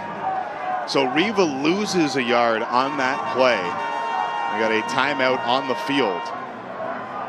You know, really, anybody I talked to the football game about leading up this week, and there's several people from all walks of life wanted to know what I thought, and I said, and it was one of my keys, it's going to be one in the running game for Western. If Western gets that running game going, and you look at his average in the playoffs, 225 yards, only 44 so far. Mind you, it's still the first half. If Riva and company can get the ball going, it's going to be a long day for Queens, but it's been the other way around. Mike, those 44 yards have come on 19 carries. Yeah, not indicative of the yards per carry he's used to. No, sir. Well over 6 a carry coming into this game. Play action from Falls on 2nd and 11. Down he goes for the safety. Shamari Williams. And Queens takes a 23-17 lead. You know what, Timmy? I have a feeling today is going to be the human highlight film for Shamari Williams. And you know what? Guys up there just can't hold him. Greg Wilson had a stab at him. Buttrell and Norman have been trying to contain him all day, and they are not doing a very good job. His 6th sack of the season puts 2 more on the board for the Gales. 8.5 tackles for losses in the regular season. That was 4th in the CIS, and he only played 6 games, Mike. He wasn't eligible for the first 2 after transferring. No, he can play, and it's the attitude adjustment he made, coming from a big program, walking into great locker rooms and nice stadiums and playing against big-time college teams, and then you come to, you know, quite frankly, sometimes situations that aren't the same. He didn't hang his head. He came to play football because he knows at the end of the day, he wants to help this team win and probably carry on this career to the next level. So Liram Hairulahu will have to kick off after the safety. And maybe the limited mobility of Michael Falls playing a factor as Surya will take it out to the 37-yard line. The Gales get another 2 to lead 23-17 with 1:20 left in the 102nd Yates Cup first half.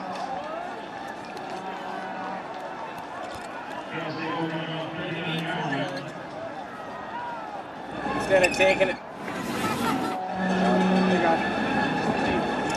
That worked out okay, boy. That was good for him. 4 yards. Could be 4 yards, could be the difference in a field goal attempt or a punt.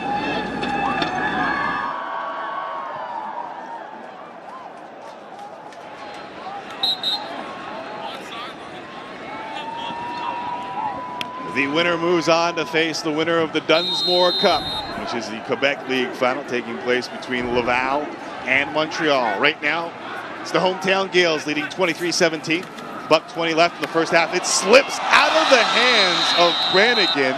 Ioannidis almost came up with it. Comedy of errors there. Actually, pretty lucky for Danny Brannigan. That ball didn't go the other way. Ioannidis got the heads up and looked like he almost caught the back stripe, which is not easy to do, and he almost came down with it. Surla gets his hand on it and knock it away as well. Saw Connor Elliott deliver a blow. Good to see him back into the game. No doubt a little relief for Greg Marshall and his defensive coordinator, Coach Gleason. Brannigan trips it and completes it. Wahlberg across midfield, a gain of 18. You know what happens here is you're putting John Surla, your middle linebacker, into a tough position to come out and try and cover a Scott Wahlberg. You know, leading the nation in receiving, making plays like that. We're in a little hurry up here in the final minute of the first half. Brannigan with plenty of time. One hop that Surya will try and sell it. But I'll tell you what, Jim Lindsay, the umpire, not falling for it. And those boys up front are giving Brannigan a ton of time. Surya comes on the short end of this one here. The ball hops just shy of getting to him. But the time, that's the difference. The time that Brannigan is getting compared to what Faulds is getting is what is going to be the big factor in the long haul of this football game. Mandy Rady, Faulds, all-conference center out of the game. Brannigan to the flats, completes. Gordon slips a tackle, falling at the 45-yard line, gain of 7. Interesting time here, Mike. 56 seconds left on the clock, 3rd and 3. Nice pass here to Gordon. Just does enough to gain positive yards, give him an opportunity with 3rd and 3 to go for it, and they are. Last time they went to Gordon. It's an opportunity here for the Western defense. 3rd and 3, Brannigan to pass. Pressure in his face, delivers the ball, and he is drilled. Wahlberg absolutely hammered by Craig Butler. And Western, thanks to Butler, turns it over on downs. Just take a look and listen to this hit. You know what? A little chin music right there. Knocks the ball away from Wahlberg. It's nice to see Wahlberg bounce back up. But that's how a safety plays back there. He attacks the football at all times and at all costs. And big play for Western. Looked like a guy you used to play with in Hamilton. You better believe it. Number 42. Rob Hitchcock said earlier he arrives with bad intentions, and Butler did just that. So Falls now with an opportunity, 47 seconds left. Throws to Sean Thomas, his first reception. Crowd screams for a hold. They don't need it. Allen, along with Laporte and Sultana to make the tackle. And really, Chris Smith, or pardon me, Nathan Rivas, lucky he didn't get a hold here on Chris Smith, who was coming up to try and make a play in the backfield. Right-hand side of your screen, he's all but pulling him to the ground. And Jimmy Allen again coming up, forces the gang tackle, and a great play. Falls, 2nd down and 12. Tried to get it to Thomas again. It's not there. And it'll be 3rd down. So Butler with a big play to turn it over. Western, a quick 2 and out. And with 32 seconds left, and the nation's 2nd all-time leading passer on the other side of the field, plenty of time for Queens. Yeah, and that defense by Queens is not giving up enough. And look at those around the football. Number 48, Pankowicz. He is playing like a madman today. A lot of intelligence for a young football player. Wheeler into punt, standing at his own 29-yard line. Jimmy Allen, perhaps the single most dangerous returner in the CIS, from his own 35. Good special teams work by Western. Limit the return to 7 after a 32-yard punt. We talked off the top about coaching. Now it's an opportunity for clock management with under 3 minutes left, only 23 seconds left in the football game. 2 timeouts Coach Sheehan has. See if he can drag it out and get some momentum, move this ball down to scoring position.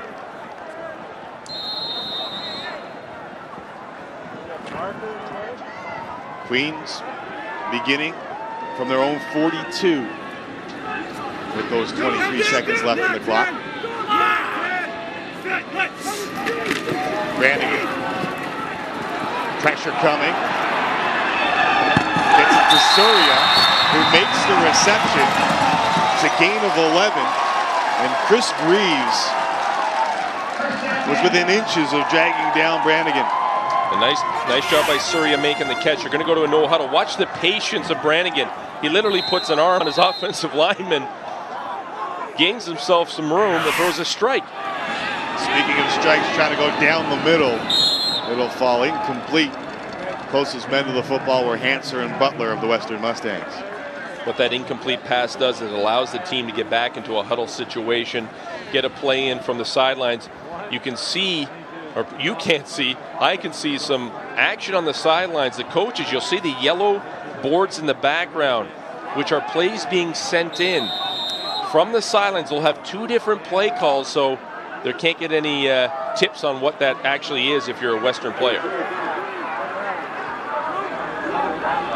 2nd and 10. Near the midfield stripe. Brannigan over the middle and completes. Ioannidis into Western territory at the 37-yard line. It's a gain of 18, just 2.4 left in the clock. You try the long field goal? Yeah, I think you do. And Ioannidis here does just enough of a job to go down to leave some time on the clock. Set up a field goal by Village.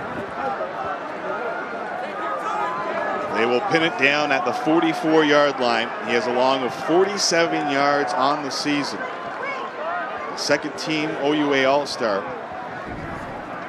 Look who's holding that ball for him, too. Jimmy Allen. I always like to see who the holder is and see what kind of athlete he is. Generally, it's a backup quarterback. When you have a guy like Jimmy Allen there, we know what he can do whenever he gets the football in his hands. Just keep an eye, you never know. You never know on these last plays about the man returning it. Butler is back there. If Village happens to miss. From 44 yards away to end the first half. The kick is up. And it is good. Dan Village gives the Gales a 26-17 lead to end the first half. And this crowd is loving it here in Kingston. And that is a very strong kick right through the uprights from 44 yards out. Not an easy kick, especially a playoff kick with that pressure. Village with the triple as we go down to Glenn Sheeler. 30 Seconds with, brought to you by Pioneer Petroleums. Earn bonus bucks at Pioneer Petroleums to spend on fuel, snacks, and more. Coach, 4 lead changes in the first half. It's a really close game. You're down by 9, though. What are your concerns here going into half? Well, you know, that was a big field goal that they made at the end of the half. And, you know, down by 6 is a big difference than down by 9. But, you know what, we got to make some plays and we got to make some throws. And there's some, we got to do a good job protecting. Give Queens credit. They did a good job up front stopping our run in that second quarter. Yeah, what adjustments do you have to make to start winning that battle in the trenches? Well, you know, I don't know if it's so much, you know, adjusting. We got to look at our play call. We got to look at, you know, what formations that Queens is using and kind of, we may have to throw the football. You know, if they're going to commit to stop the run, we can't force it in there. But, hey, it's going to be a good second half. Looking forward to it. Thanks, Craig. Thank you. See you in a bit. Greg Marshall has never lost an OUA playoff game. That streak could be in jeopardy today, but his Western Mustangs have been money in the third quarter all season. Can they do it one more time? They'll have to. USS, the halftime show, brought to you by Bel Air Direct, coming up next.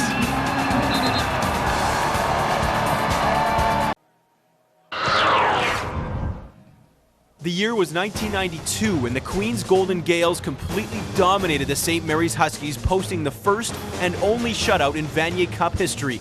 Brad Elberg scored 3 touchdowns and was named player of the game after rushing for 136 yards. Queens went on to win 31-0 in front of over 28,000 fans at Skydome, capturing their 3rd Vanier Cup. This Vanier Cup vintage moment has been brought to you by Wilson, the official football of the OUA.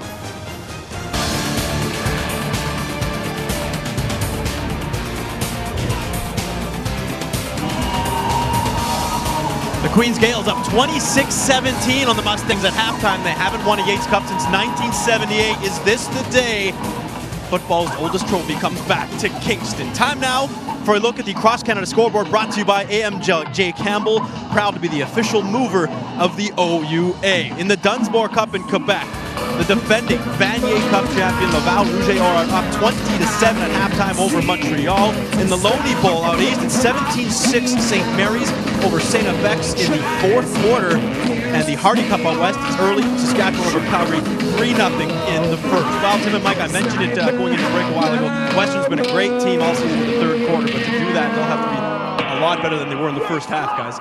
26-17 Queens, second half. The Western Mustangs had an opportunity early to put some points on the board, stuffed, but John Leckie responds, punches it into the end zone. We knew that we would get a heavyweight battle, and that's exactly what we got. Because the Gales respond with a 68-yard bomb to Devin Shane. They didn't stop there. 22 yards to Chris Ioannidis, the second all-time leading passer in CIS history, getting the job done as Leckie punches it in. They come right back with Shane, his second touchdown reception of the game, and then the safety from Shamari Williams. Had a field goal at the end of the first half, and it's a 26-17 ball game. Mike, what do the stats say to you? Well, what they're really saying to me is they may be winning the rushing battle, Western, but it's not what they're used to. That defensive line of Queens is really eating them up. Time of possession heavily in Western favor, but it's not showing on the scoreboard. This is Richardson Stadium in Kingston, the 102nd edition of the Yates Cup, alongside Mike Moriali. I'm Tim McCallum, Glenn Sheeler, DJ Bennett, live coast to coast on TheScore HD. Western has been dominant in the third quarter, and they will have to be dominant once more to climb back into this game down 9 at halftime. Aaron Hanser, big hole, cross the 35 and up to the 38-yard line. Aaron Hanser returns Village's kick. Matt Vickers with the tackle.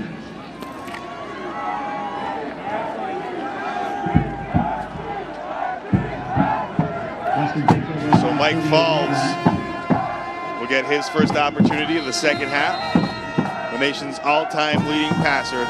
In case you're just joining us, you haven't watched any CIS football this year, the top two passers in the nation, both fifth-year senior, going toe-to-toe.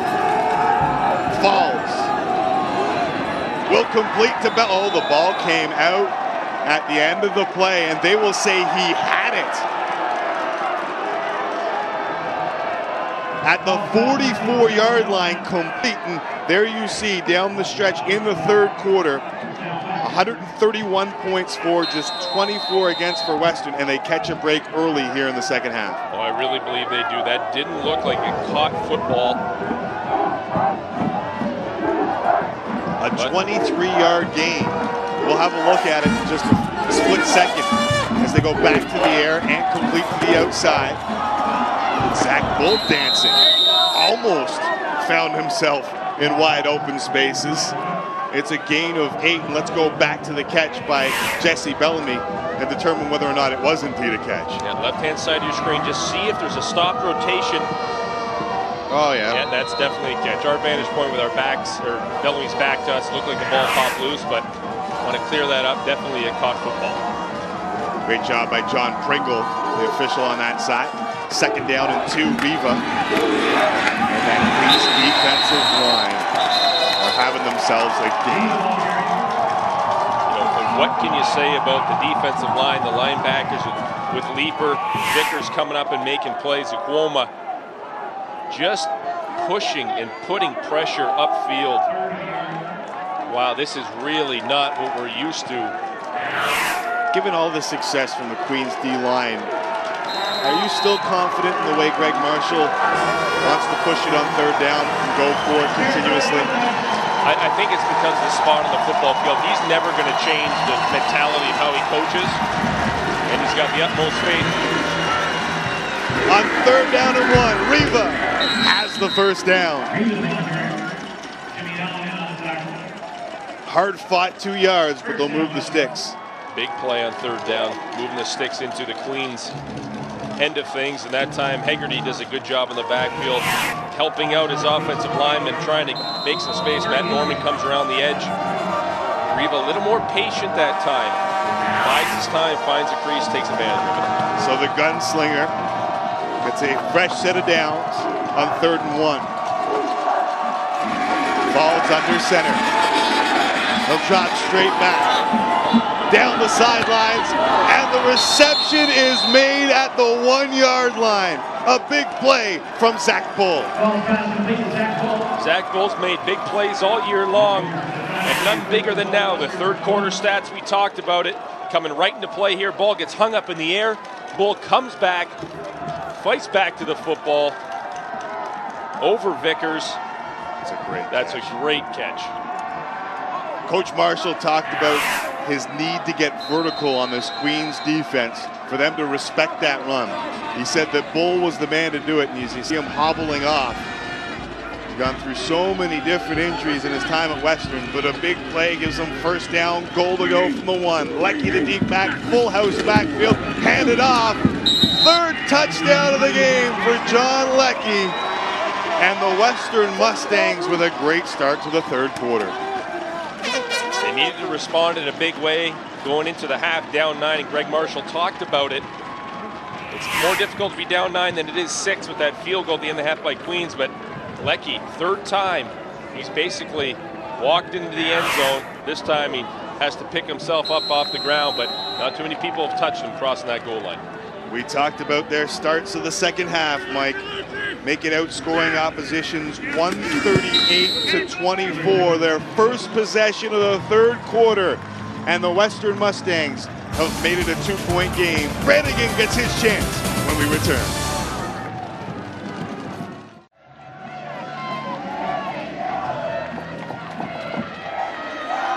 John Leckie, 3 one-yard touchdown runs. And Western begins the 3rd quarter with a picture-perfect drive, going 72 yards in just 2 minutes, 44 seconds.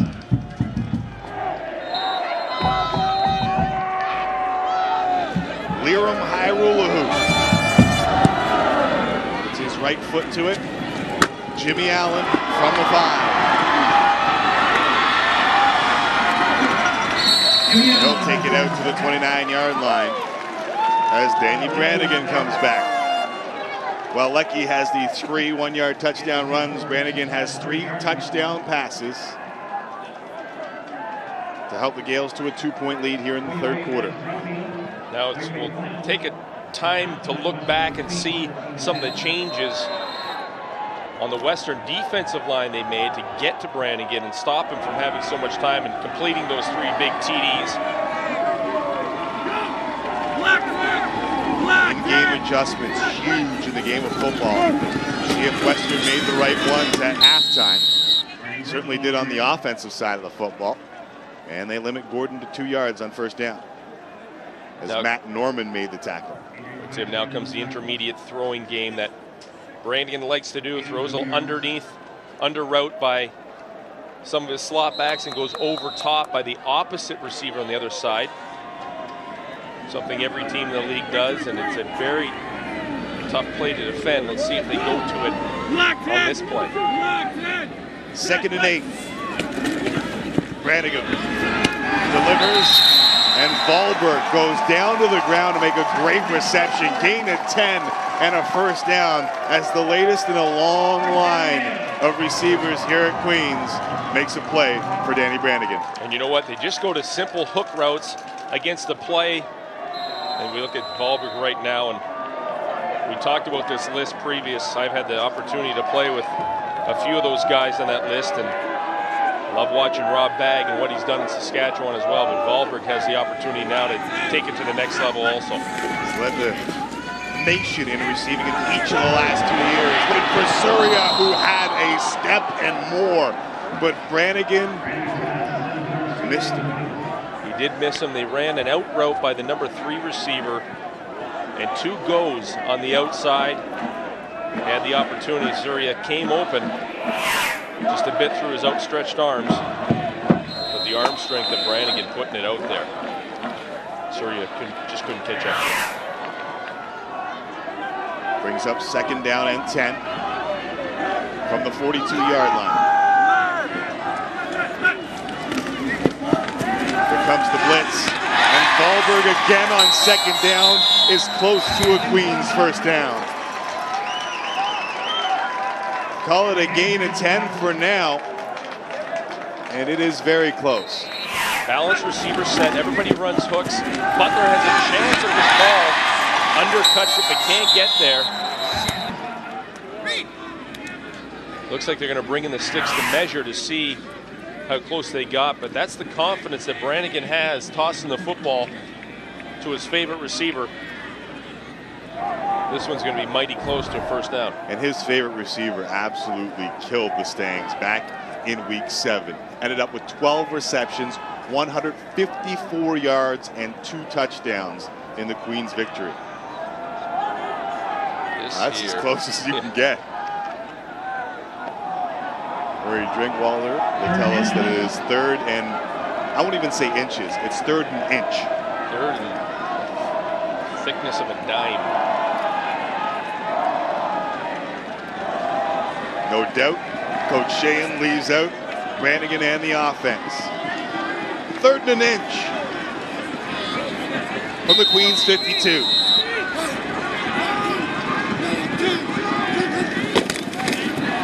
And they'll actually use Howes, the backup quarterback, to shove it forward and move the chains.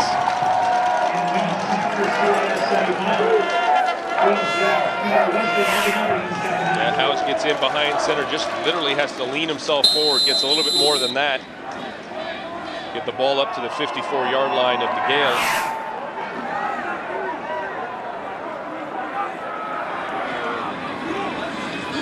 Just over 10 minutes remaining, 3rd quarter. Gales by 2. Brannigan down the seam, Sheehan breaks the tackle. Inside the 20-yard line, Butler will finally bring him down at the 18. A gain of 38. This is the exact same play they ran. They missed the ball to Surya on the opposite side of the field. It's an out route by the 3rd receiver and 2 seams. This time he goes to Sheehan on the inside seam. He's been killing them all day long. The same with this throw. Nice high and away. No one's going to get that. Foster comes over, tries to make a play, can't get there. Nice catch by Sheehan, and Butler has to keep running to make a touchdown save a tackle. Sheehan, 3 catches, 125 yards, and 2 scores. Brannigan, end zone for Wahlberg, missed him. Wahlberg got in behind Mike Spence, and not by much. But Brannigan missed him. Nope. Wahlberg lines up as a slot back, left-hand side for Brannigan. Runs a corner route. And I tell you, Mike Spence is pretty lucky he doesn't get a flag on here. He's almost falling at the end of the play because he can't get to it. Ball's just outstretched enough. That corner route, Wahlberg had him beat. Brannigan closing in on 300 yards with 9.5 left in the 3rd quarter. Delivering to the outside, it hangs up. Hanser had a shot at it, but it falls to the turf, and it'll be 3rd down. And that was a bit of a dangerous throw from the one sideline to the other. That's a 40-yard throw to get there. The ball hangs up in the air enough that Hanser comes in front, knocks the ball away. But you could hear the Gales offense from the sideline yelling, "Watch cover 0," which was the blitz look. That time Western showed blitz and came out of it. Brannigan just couldn't get the ball there. Village will attempt from 26. The triple is good. And the Gales take a 29-24 lead with 9 minutes left in the 3rd quarter.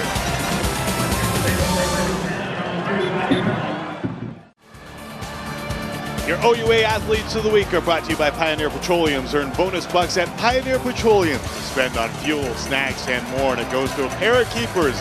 Matthew Grant of McMaster didn't allow a goal in 220 minutes of OUA men's soccer action, while Sarah Fiorini backstopped York to a pair of shutout victories as they won their 3rd championship in 5 years.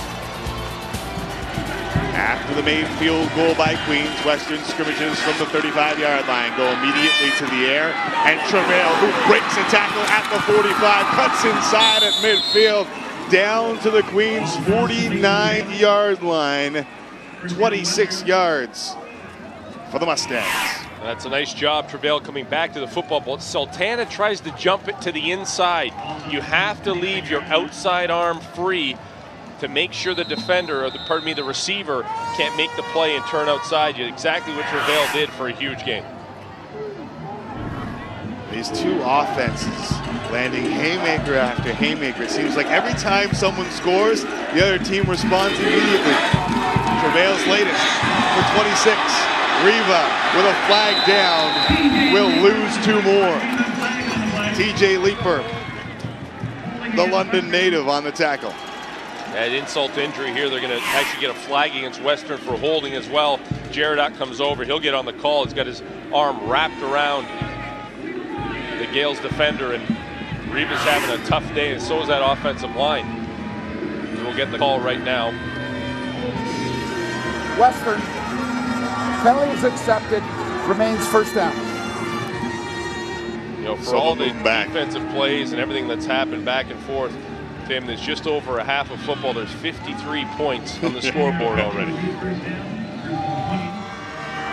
This shows you how good these two offenses are. Western led the nation 578 yards per game.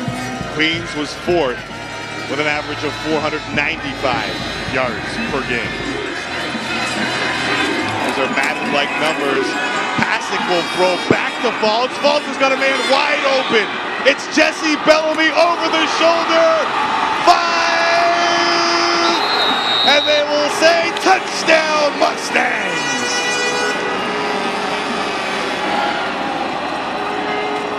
A little trickery, and the Mustangs have the lead. You know what? It doesn't get much better than this. This is obviously a play they practiced many times, and it all starts with 2 passes behind the line of scrimmage. So no forward passes until Falls gets the ball back. There it is to Falls. Here's the second pass. The forward pass downfield to Bellamy, who just ekes into the end zone, leans forward, ball pops loose, but it crosses the plane. Ooh. And Wheeler misses the extra point. 30-29 it remains. So what was a huge momentum swing for the Western Mustangs all of a sudden energizes this crowd. This is a light drive. I have never seen a ball driven off the lower goalpost or upright right now, and Greg Marshall is not happy. Wheeler better keep walking away because he's going to chew a strip off him. There is no way that a kicker should miss a point after. It just should not happen. Hyrule, who on the roster this week because Wheeler struggled with injuries throughout the year. And I'll tell you what, I don't know if I've ever seen that either. I did see on this very field a guy put one underneath the bar, which I've never seen. I don't know if Wheeler can get further away without going to the dressing room. Hyrule, who will kick off. It wasn't a bad hold. No, it was there. Here's Jimmy Allen. They sent the return up to the left, but Western is waiting and will drop him at the 14-yard line. As Mike Haggerty makes the tackle, we go down to the trenches and DJ Bennett. Well, in warm-ups, Wheeler was having some issues with his plant leg, and that's why if you notice, there's some tape under that plant leg, under his soccer cleats. He's more of a heavy-set guy on the top, and obviously, as you know, when his weight distribution goes to swing through, sometimes he slips. So that might be something to watch for. But Marshall, as you guys said, very colorful in talking to Wheeler afterwards. DJ, I don't think Marshall cares about whether his leg is slipping or not. Or if he's top heavy. Wants him to get it through. How's that for a response?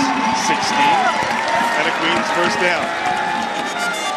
Now that's perfect, Danny Brannigan. We've seen it time and time again in 5 years of playing this game. On his 14-yard line, perfect strike down the field. Calm and casual. Little in route. Blaze Morrison. Nice catch.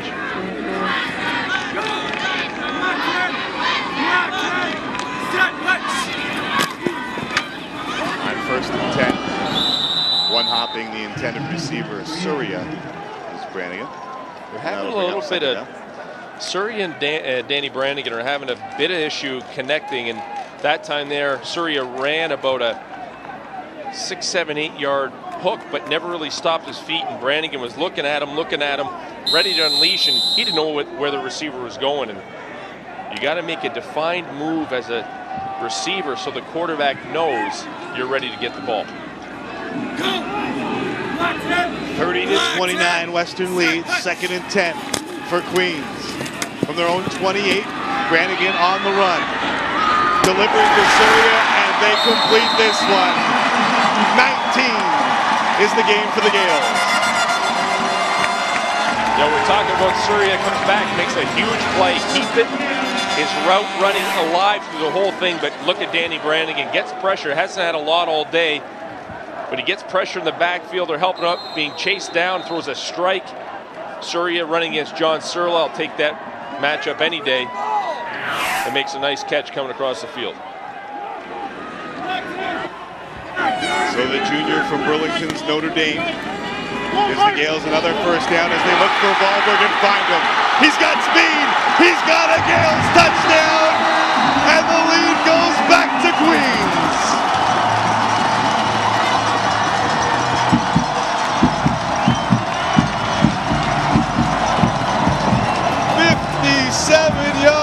And they have knighted the Oil Thigh again here in Kingston.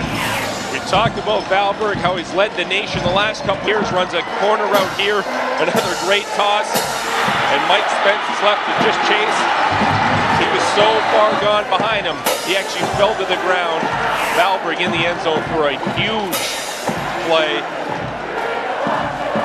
And now keep in mind that 1 point, put that in your back pocket.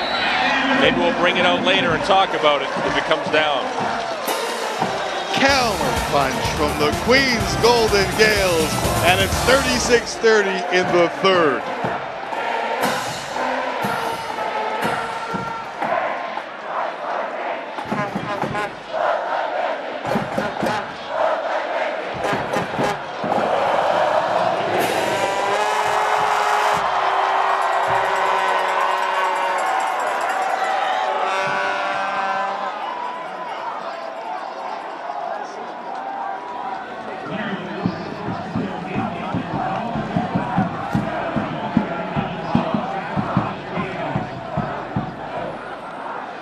One-click access to OUA news, stats, schedules, photos, video, and more, courtesy of the OUA web browser and the Dairy Farmers of Canada. Visit OUA.ca/recharge with milk to download your free web browser skin today. Remember, drink chocolate milk to make tomorrow's workout better. And for one of these teams, there will be no tomorrow, and they're playing like it right now, Mike. They're definitely playing like it. You look at Danny Brannigan on the sidelines. He has played outstanding today. Coach Sheehan likes what he sees. At the 9-minute mark, I turned to you and I said, there's 53 points already today. Less than 3 minutes later, that number is 66. A lot of offensive power on both sides of the field. I see your 59-yard touchdown pass to Bellamy and match it with a 57-yarder to Scott Wahlberg. You know, talk is cheap, and along the way, we were hoping we'd get the matchup, and you and I were sure we would. Boy, they left us a very happy bunch. And there's still 21 minutes left to play in the game. Hansen at the 25. Drill ball comes loose. Western recovers. As if there hasn't been enough. Hansen loses the ball. Connor Elliott comes out with it, but this is a big stick at the end of the play. And who's down there first? Shamari Williams. He strips the ball. You have a defensive end, a starter down on kickoff team. First one down the field. rallies back, knocks the ball loose, and almost causes a turnover.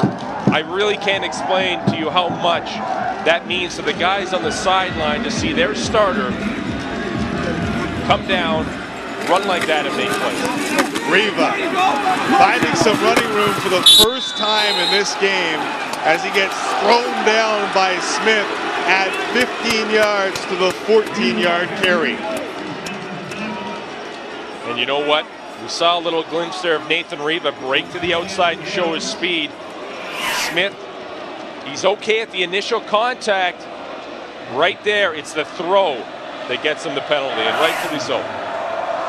Unnecessary roughness, late hit out of bounds. Queens, 15-yard penalty to the end of the play, first down. Now let's get back to Shamari Williams just for a minute. We'll watch this play first.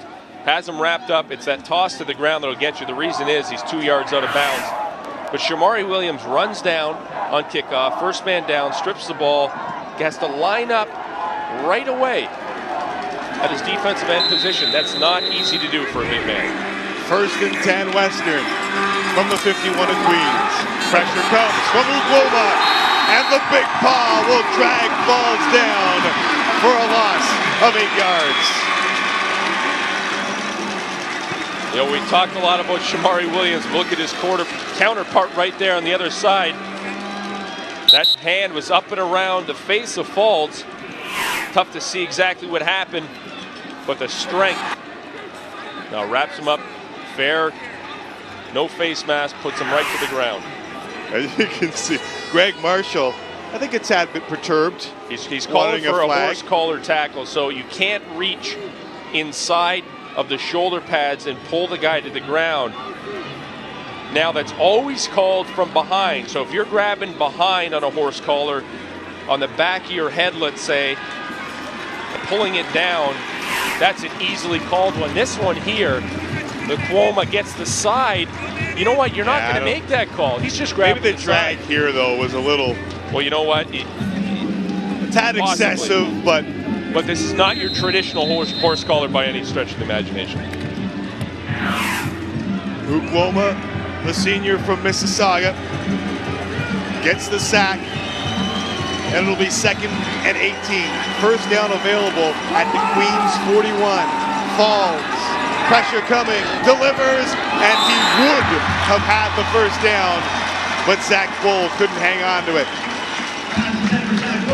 You know, we gave a lot of props to Zach Bull all season coming up with big plays. He needed to make one there for his team. The Cuoma again in the backfield getting pressure at the very end of the play. Falls just kind of falls to the ground. Ducks out of the way, anticipating a hit.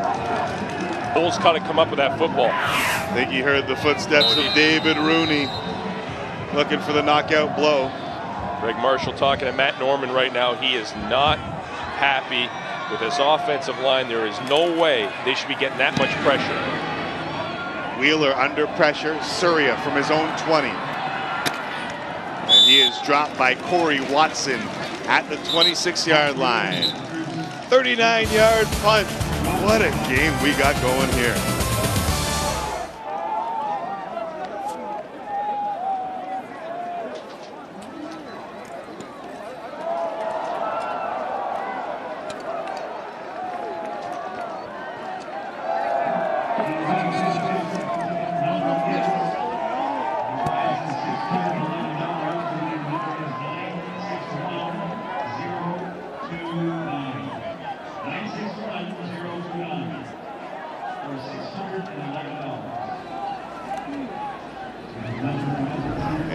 Danny Brannigan gets it back. Not bad totals for this game as we are still in the third quarter. In fact, just under 5 minutes left in the third quarter. 4 TDs, pushing 400 yards, not bad. He's trying to make a statement and take home the first Yates Cup of his 5-year career. Completes, Fallberg near the 35. Gain is 6, maybe 7 on the play. I want you to keep your eye on that play again. That time there, Wahlberg was underneath it, running in a hitch route.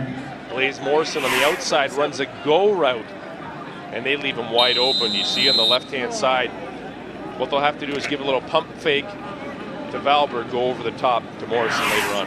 Brannigan has told us time and again that what he wants is the Yates Cup. Wasn't worried about the individual accolades, and this is his opportunity. Great cutback by Marty Gordon.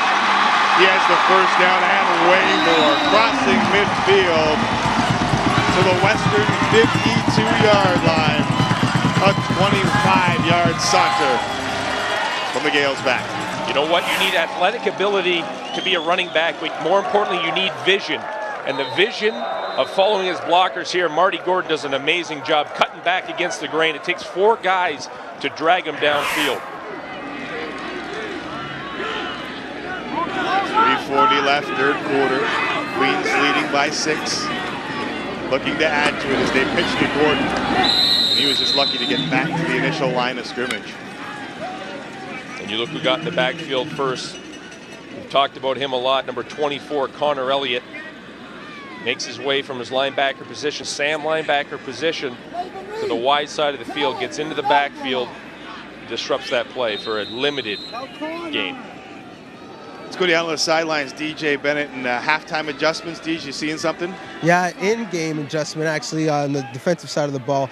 Jans is now in for Spence, who's had trouble getting deep and has let men behind him. Even on his interception, he was in the wrong coverage. So Jans, a returning wide receiver from last year, is now in the secondary for Western. They complete to Ioannidis. Kaiser on the tackle, good for a gain of 5. So Coach Gleason shuffling different men in and out in an attempt to slow down this Queens offense. And it'll be third down here. Haven't called Kaiser's name a lot today. He's a big play linebacker along with John Surla and Connor Elliott on that Western defense, and certainly need him to come up big. Give us an opportunity to take a breath here in the third quarter. Village trying to angle it out of bounds. It hops back into the field. Trying to pick it up to draw the flag, and they do. So they get the no yards, and it'll get it across the 30-yard line when we come back to Richardson Stadium. Queens by 6. What she lacks for in size, she makes up with enthusiasm. 1:22 left on the clock. Falls the pitch. Nathan Riva. Touchdown Western! And the Mustangs have the lead. It's a 5-point game, but they've left 1:16 left on the clock. A lot of time. What a game this has been. 2nd and 10. Again, the blitz comes. And again, he completes. Blaze Morrison breaks a tackle. 15 gets a block. Touchdown Queens! The Gales march 85 yards and punch it in for the go-ahead score with 13 seconds left on the clock. We said at the start of this game, if we saw anything like we saw in week 7, we'd be in for a treat. Didn't lie to you. We're seeing it. 36-30. Queens leads Western with the ball. Wide receiver screen to Travail. Tried to set up his blocks. Ends up with a gain of 6. First time we've seen the wide receiver screen used, this time off a pitch. Sorry to Bull. Backside. Fake pitch to Riva, back to Bull to the screen. That's something that's a good play on first down to get some positive yardage. That time it picked up 6 yards. It seems they're changing their offensive philosophy just a little bit to try and get some more momentum. 2nd and 4. Quick hitter to pass it. Will pick up the first down at the 44-yard line. You know what? They've gone back to a little more traditional style. Get what you can on 1st and 2nd down. Move the chains. Use time off the clock. Get back to controlling the flow on offense. You think that both teams got a little excited there in the third quarter? Got caught in the momentum of this? Well, so did we, Tim. Yeah, no. It's been one of those games and big plays back and forth, but yeah, you have to settle down and make sure the tasks at hand, there's still a ton of time on the clock. That was my question. Balls, play action. With pressure coming, going deep for Travail, who's open, he's got him! Forget playing it safe. Another big play from Western down to the Gales' 22-yard line as they pick up 44. And you want to talk about big plays at the end of this play. Faulds takes a pop by 2 guys. Williams and Smith come in. boom, you just catch the tail end of it and throws a perfect strike to Travail, makes a beautiful play. Watch the contact at the end of this play. Whack, the sandwich. But that's the strength of Michael Falls hanging in the pocket to his favorite receiver today. And Nick Travail is having a whale of a game. Almost 130 yards in total on 7 catches. Play action again. Falls, throwing, completing. Zach Bull in front of Vickers. And close to another first down. Really I like how Vickers asked for the push off there, sir. Great job by the Queens guys are very polite. Yeah. But that's the comeback route they love to run. All Western receivers do it pretty well. Zach Bull runs to about a depth of 14 yards, comes back to 10, makes the catch, moves the sticks. First down, 10 to go from the 11-yard line. Final minute, third quarter. Riva, who has had to work hard for every yard he's picked up. Got 5 there, it'll be second down. That time, Matt Norman coming over from his left guard position, pulls around to the right-hand side. Opens up a little crease for Riva, but it has been a workman's day for Nathan Riva. This coming off a game in which he carried the rock 42 times for 279 yards. Got 23 carries to 67 yards. Big second down, crowd on their feet in the final minute of the third quarter. Riva surrounded and crushed in the backfield. Who else but Shamari Williams, along with Chris Smith.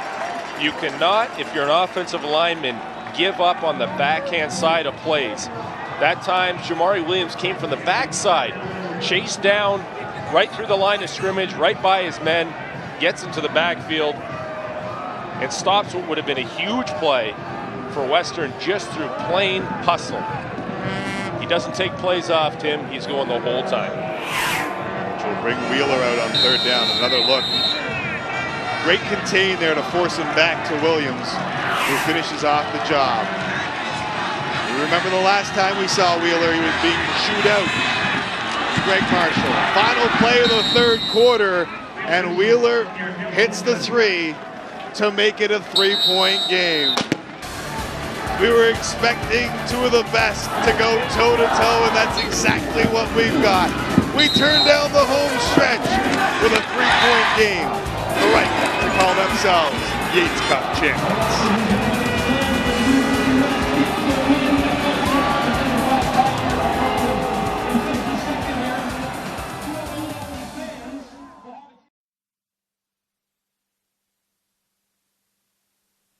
Oh, it's just jubilation. It's an amazing feeling lifting it up, whether it's home or away.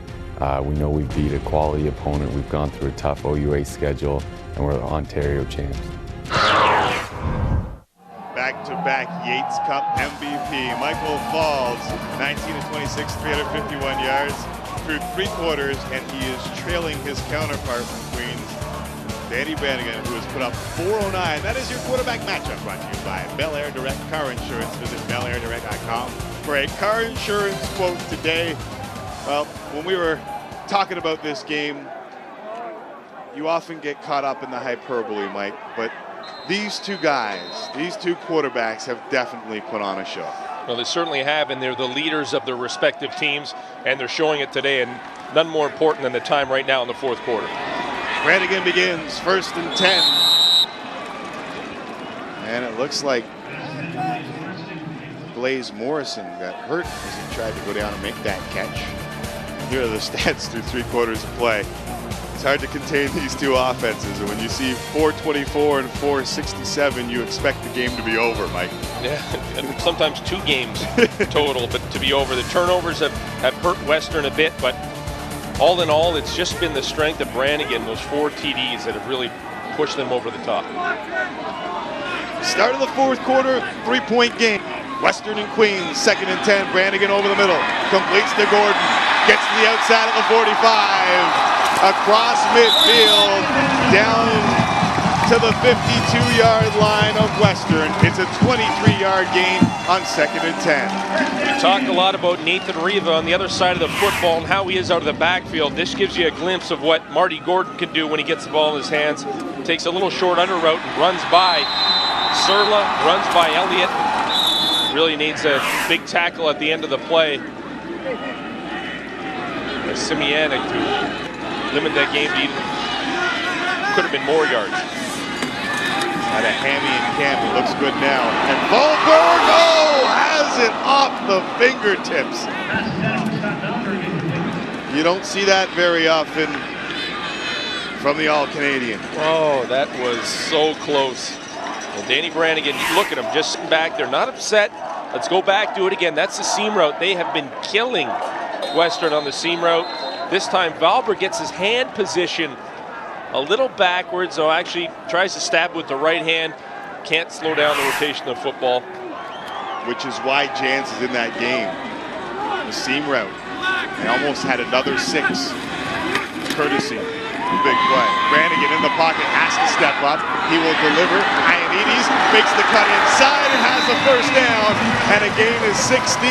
Western screaming for a penalty, but no flags on the turf. You want to see patience. You want to see pocket presence. Take a look at number 5 for Queens. Danny Brannigan sitting in the pocket. People collapsing all around him. Stepping up when he has to, delivering a strike, and then Ioannidis makes a huge play, taking this upfield for a big first down. 1st and 10 from the 36. Queens looking to respond after the Wheeler field goal. Looking for Blaze Morrison. Can't make the reception at the 22. They go to the hooks to the field again, and that time what an arm. Morrison and Valberg, they stop and kind of hover around that 10-yard mark. Brannigan throws it out there where no one else can get it, but Morrison just can't get enough on it to make the catch. Brannigan, who missed a game and a half because of a concussion, still finished 3rd in the CIS this year. Was a candidate for OUA Player of the Year, eventually won by Falls, of course. Facing a 2nd and 10. Straight back, pressure from Elliott. Got it away, but it falls incomplete. Connor Elliott forcing the ball out of the hands of Brannigan before he wanted to. And there's an example there of a cover 0 look, which means they're bringing a full-on blitz. No extra man in the defensive backfield. Connor Elliott comes off the line of scrimmage and gets into the face. Just enough to disrupt Brannigan as he's trying to look for Shane. Shane's complaining, saying, I got tugged on a bit. I'm trying to run that corner route. But no flag on the play.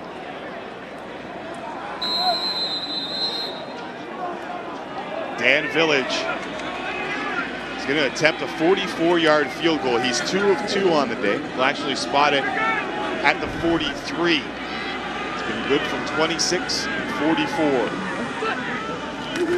Snap is good. The kick is up. Long enough and off the upright. That close to making it a 6-point game, but it remains a 3-point spread as number 3 gets it back for Western.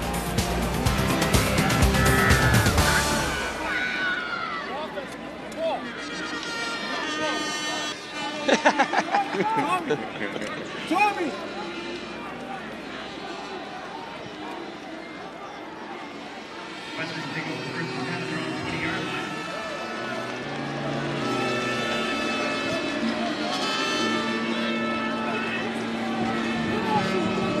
What's Wheeler on it?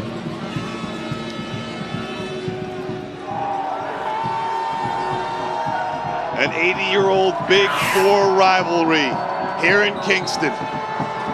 The Western Mustangs and the Queens Gales in the 102nd edition of the Yates Cup. Western down 3, 12:33 left, 4th quarter. Start from their own 20, hand it off to Riva.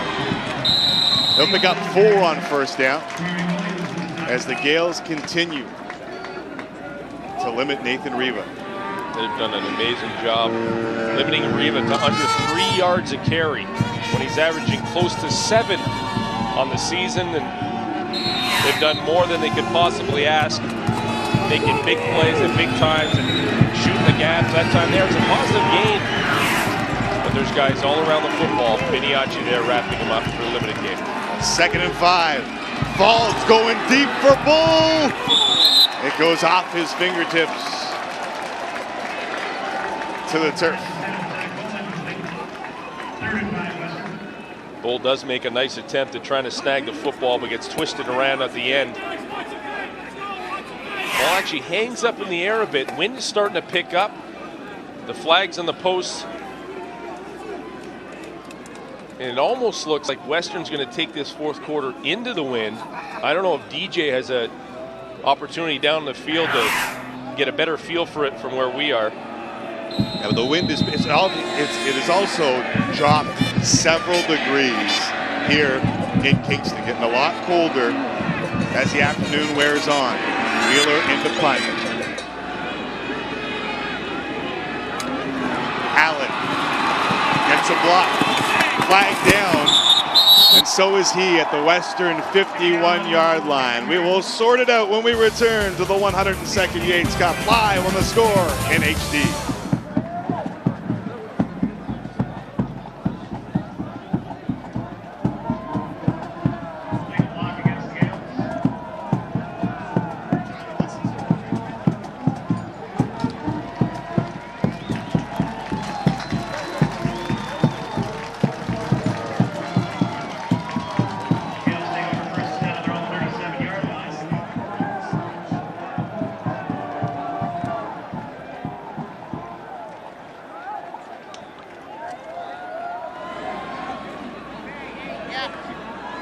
What a great game we have here.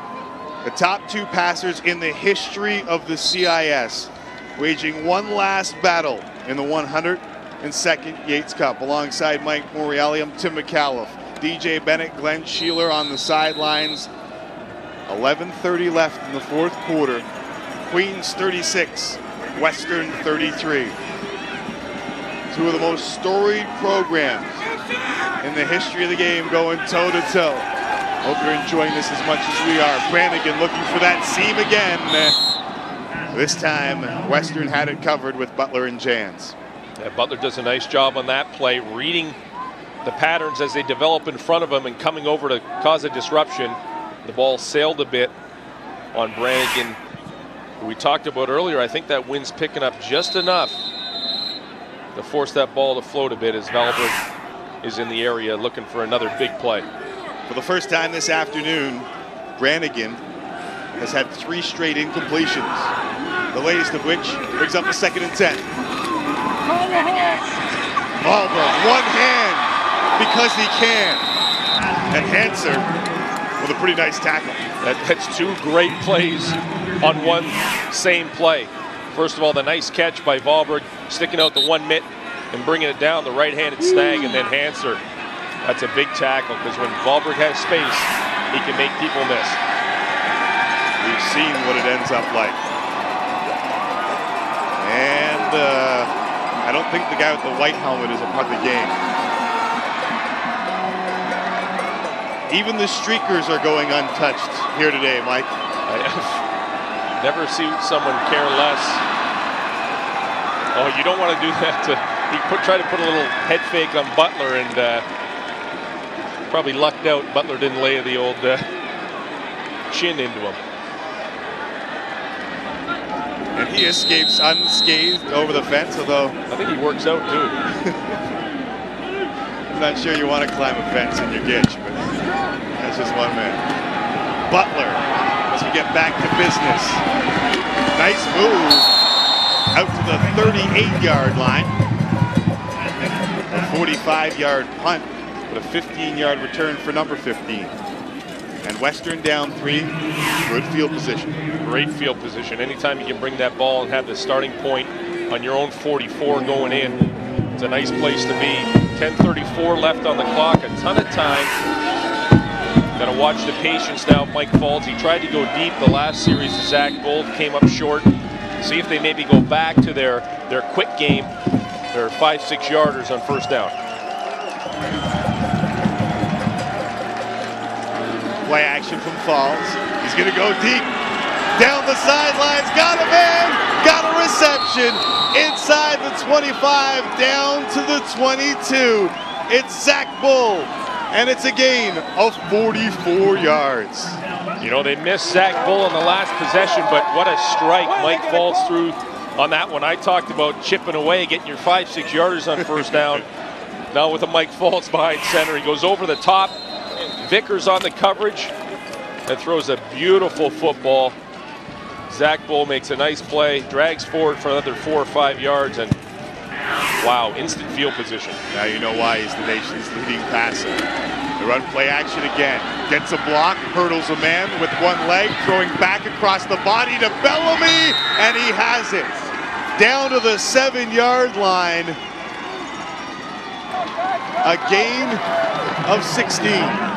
You are not going to see much of a better block from an offensive lineman than you do right here. Matt Norman at the very last second takes out Cuoma, so he can't get to Falls.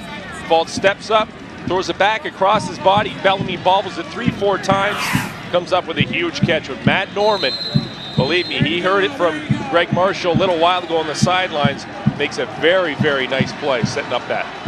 The little thing. Set up first down, goal to go. Falls. End zone, nobody home. Looking for Bellamy. I think he saw that there was nothing there and just threw it away. That's a tough throw to make from the right-hand side of the field. Throwing all the way to the other side from the right hash to the sidelines is that's a 40-something yard throw, and you know what? Bellamy came out really too flat. Jimmy Allen had an opportunity, if that ball was going to him, to undercut that and maybe take it the other way. Second down, goal to go. Western Falls to the 1. Did he get in? No. Bellamy, the reception. They'll mark him at the 1-yard line. It'll be third down, goal to go. Although there is a flag on the play. I think they're going to get called. Western is for offside. Yeah, it's going to come back. Bellamy made a nice catch. Very nice catch. There's coverage all over him. And another tough throw from that right hash mark. But this flag is going to bring it back. Queens defense wants to know whether or not they should accept or decline. It'll be third down. Back. They're going to push him back. Offside. I would agree with that. Western, Oh, yeah. 5-yard penalty. It remains second down. Greg Marshall's going for it, regardless on third down on the football field. That ball would have been placed probably about the 1 or 2 yard line. The top of the screen, you're going to get the offside. I think it was on Travail. Falls sit in the pocket. That knee still bothering him a bit. Second down, goal to go. Crowd to its feet. Western working from the 12-yard line. Falls, tipped, and incomplete. John Miniacci, along with Kyle McDonald, in the middle. Miniacci comes up, big number 99, puts his hands up, can't get to the quarterback. Next best thing, put your hands in the air.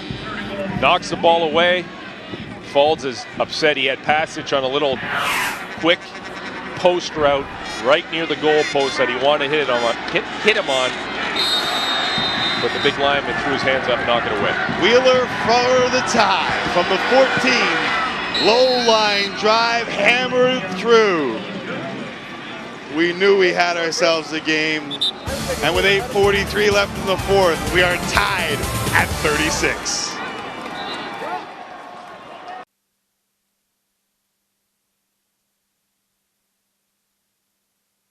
The kick is up, and it is good.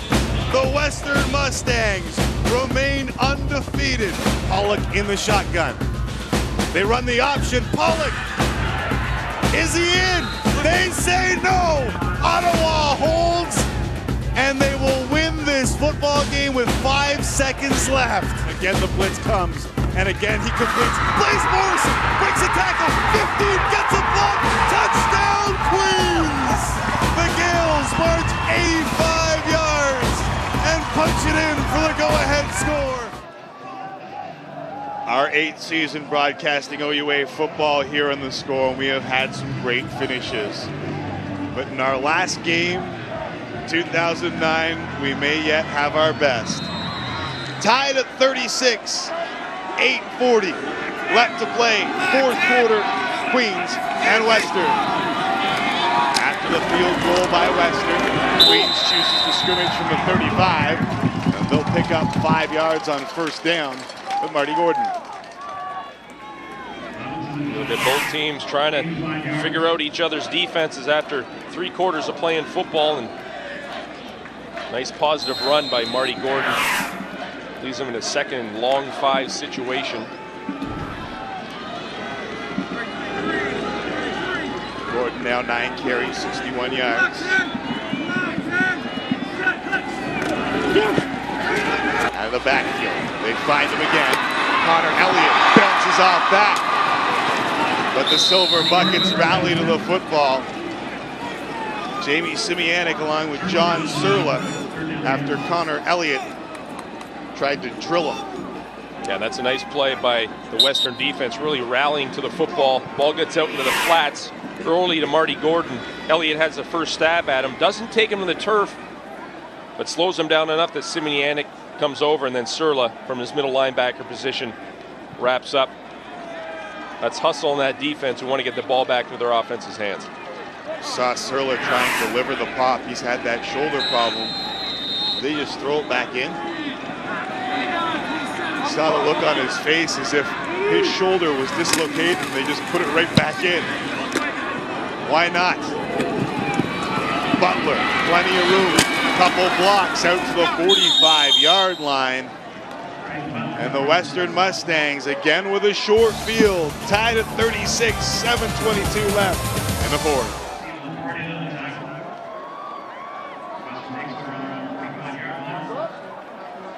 I think it does. I think he pops it back in.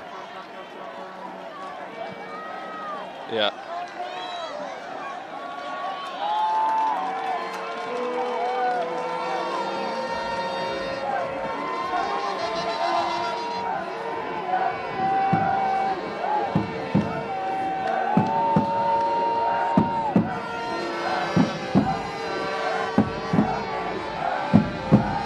When there is no tomorrow, Mike, you do certain things. And Connor Elliott playing through a painful shoulder injury. Do they pop this back in here? Take a look at his eyes and you tell me. See the John whites of his Surla eye. became the trainer on that play. That shows some heart. That's not a pretty, if you dislocate a finger, that thing hurts for months. Great job by the boys in the truck to get that look to you. On first and 10, Falls looking deep again, and he's got his man again. Zach Bull with another big play inside the 25-yard line. Mike Falls to Zach Bull, and again a nice delivered strike in the middle of the field. No safety in sight, and the ball goes up in the air. Beats his Ben DeAndre on the play. The man covering him, and you know what? Bull does a nice job separating himself from the defender and getting his body in front of him for a huge catch. 40 yards, give him 157 on the day.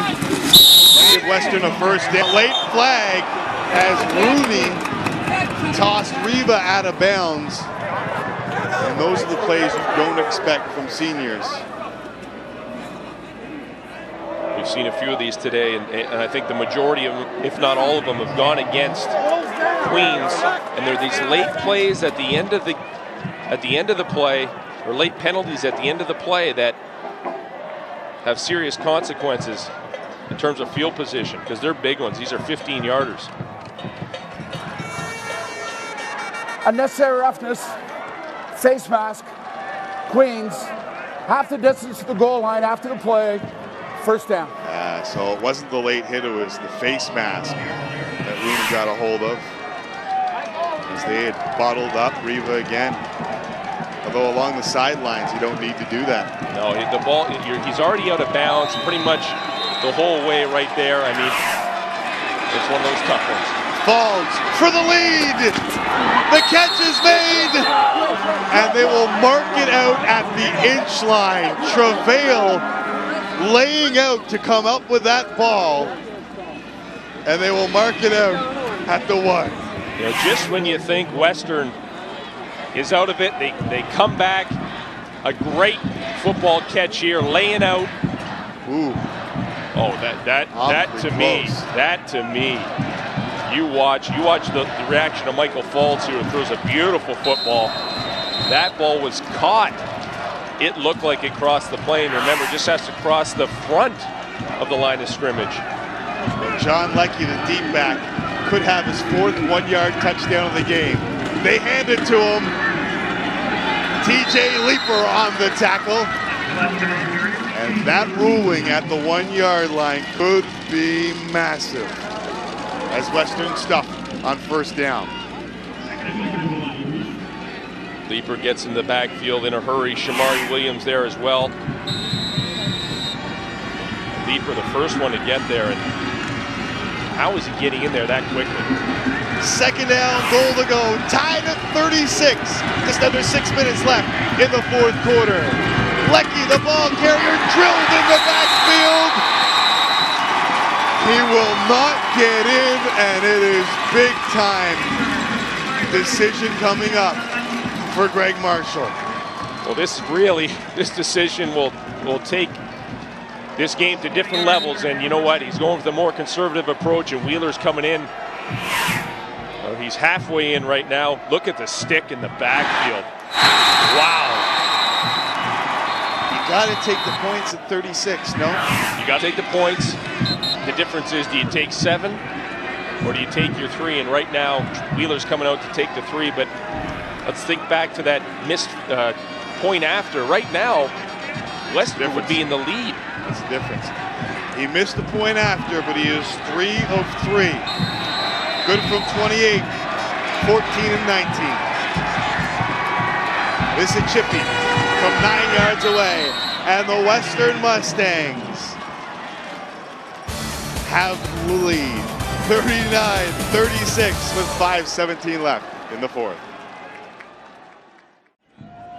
Wheeler's 4th field goal of the game makes it 39-36, but it could have been more, Mike, had this been ruled a touchdown. Keep an eye on the nose of the football and where the stripe of the end zone is. There is no doubt to me. It's so close. Tim, it just has to cross the front of that goal line. But he has to have possession of it. You're right. He landed, though, on the stripe. That ball landed on the stripe. Brannigan knocked down. Gresham Bailey got the arms up with 4:58 left in the clock. First of all, it was an outstanding catch. Great catch. Second of all, getting back to the Western offense, and nice play there from Gresham Bailey. They didn't have enough faith in their offense to go for that touchdown because of the way that the Queens defense has been playing. That's how good they played today, stopping the run. Last 2 possessions for Danny Brannigan, 2 and outs. 2nd and 10, empty backfield. Brannigan over the middle. Ioannidis has got it, and he hangs on to it, surviving the contact from Jans. It's a 28-yard Gales gain. You know, we always talk when you're an offensive-minded player about throwing into windows and seams, and right there was a perfect example. Ioannidis on the ground, took a little shot at the end of the play. Probably a little winded right now. I don't know how serious it is, but Brannigan found the little crease that Ioannidis settled into. About the middle of your screen, you'll see Ioannidis coming. Look at that strike. Takes a shot at the end, right in the small of the back, and that does not feel good. But wow, you know, you talk about touch, you talk about confidence. Ioannidis up on his feet after a fantastic catch, but the way he settled into that zone, Western's dropping back into the zone, doesn't want to give up anything deep, but they're giving up a 20-yard catch with 4 defenders back there. Nice job by both Brannigan and Ioannidis. 466 yards, 4 touchdowns, no interceptions for Brannigan. the latest 28 yards to Ioannidis, who paid for it. 1st and 10, Queens from the Western 47.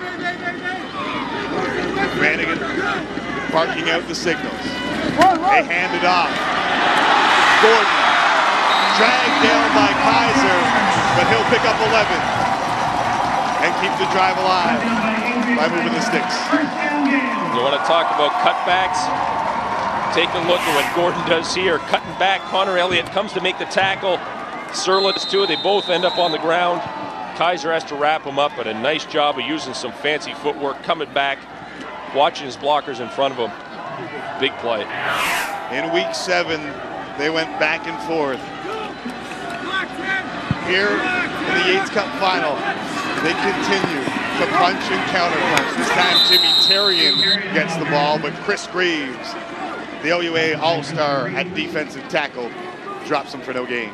Yeah, Greaves in that defensive line sniffed out the draw play there. First time we've seen it used by Queens all game, and on first down, kind of a little bit of a tendency breaker, but Isavides lets Greaves go. Didn't get enough on him, and Greaves makes a big play. So it's 2nd and 10. Gales down 3. Just under 3.5 left in the 4th quarter. Brannigan over the middle, has the completion, has the 1st down. It's Ioannidis back in the game with a big play. You want to know why Coach Sheehan likes how Ioannidis plays, because how cerebral he is. He sits down in zones right in the middle of your screen. You don't need to run through it. Find out where the open area is. Look back to your quarterback. Make yourself a target, and the ball ends up in your hands. Well-run play. 133 yards receiving for Ioannidis. He had 125 in their first meeting. 1st and 10, Queens from the 16-yard line. Brannigan over the middle for Ballberg. Touchdown, Queens!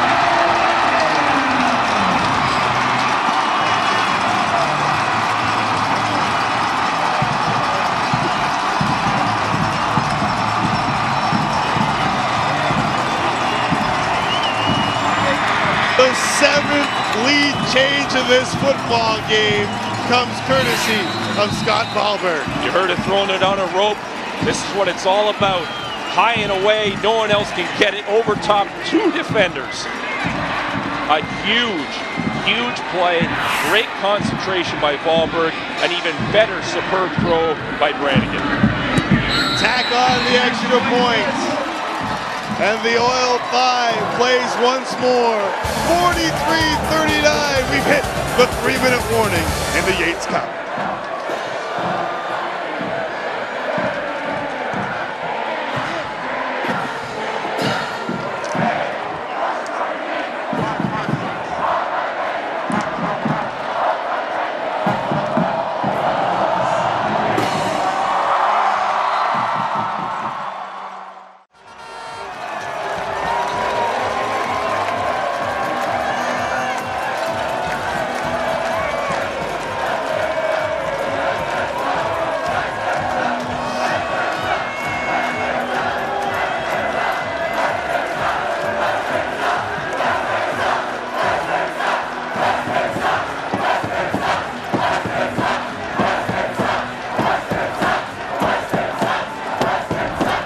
Two bitter rivals first met back in 1929, and I'm not sure we've seen a game like this since.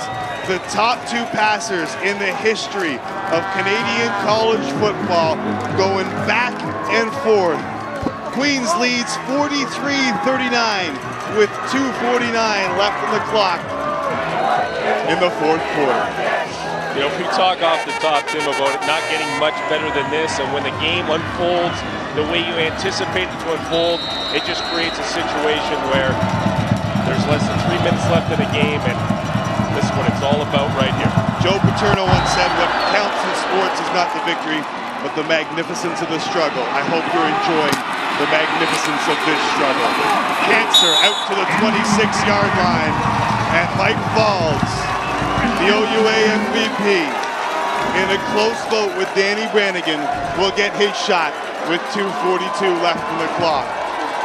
But don't underestimate the value of coaching on either side of the field, either sideline right now, to manage this clock, manage the hurry-up drill if needed, at the most important time of both seasons, of this season for both teams. This is an unbelievable scene. Queens players getting the crowd jacked up. 1st and 10 Western from the 26. Riva on the handoff, got big fellas in front of him. And a flag goes down as Riva hits the turf at the 30-yard line. This may come back. Definitely going to come back. He's going to be holding on the receiver to the wide side as Riva tries to stretch it out. But again, I think Jimmy Allen is the guy that forced the penalty flag.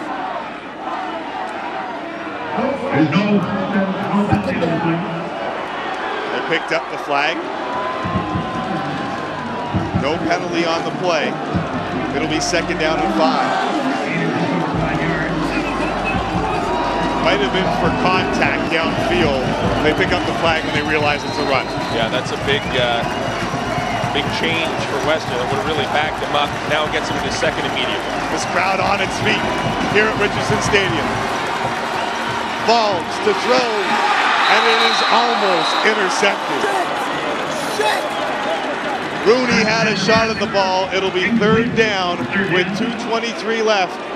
And the punt unit comes on for Western. It's a miscommunication here between Falls and his receivers. It's a quick throw.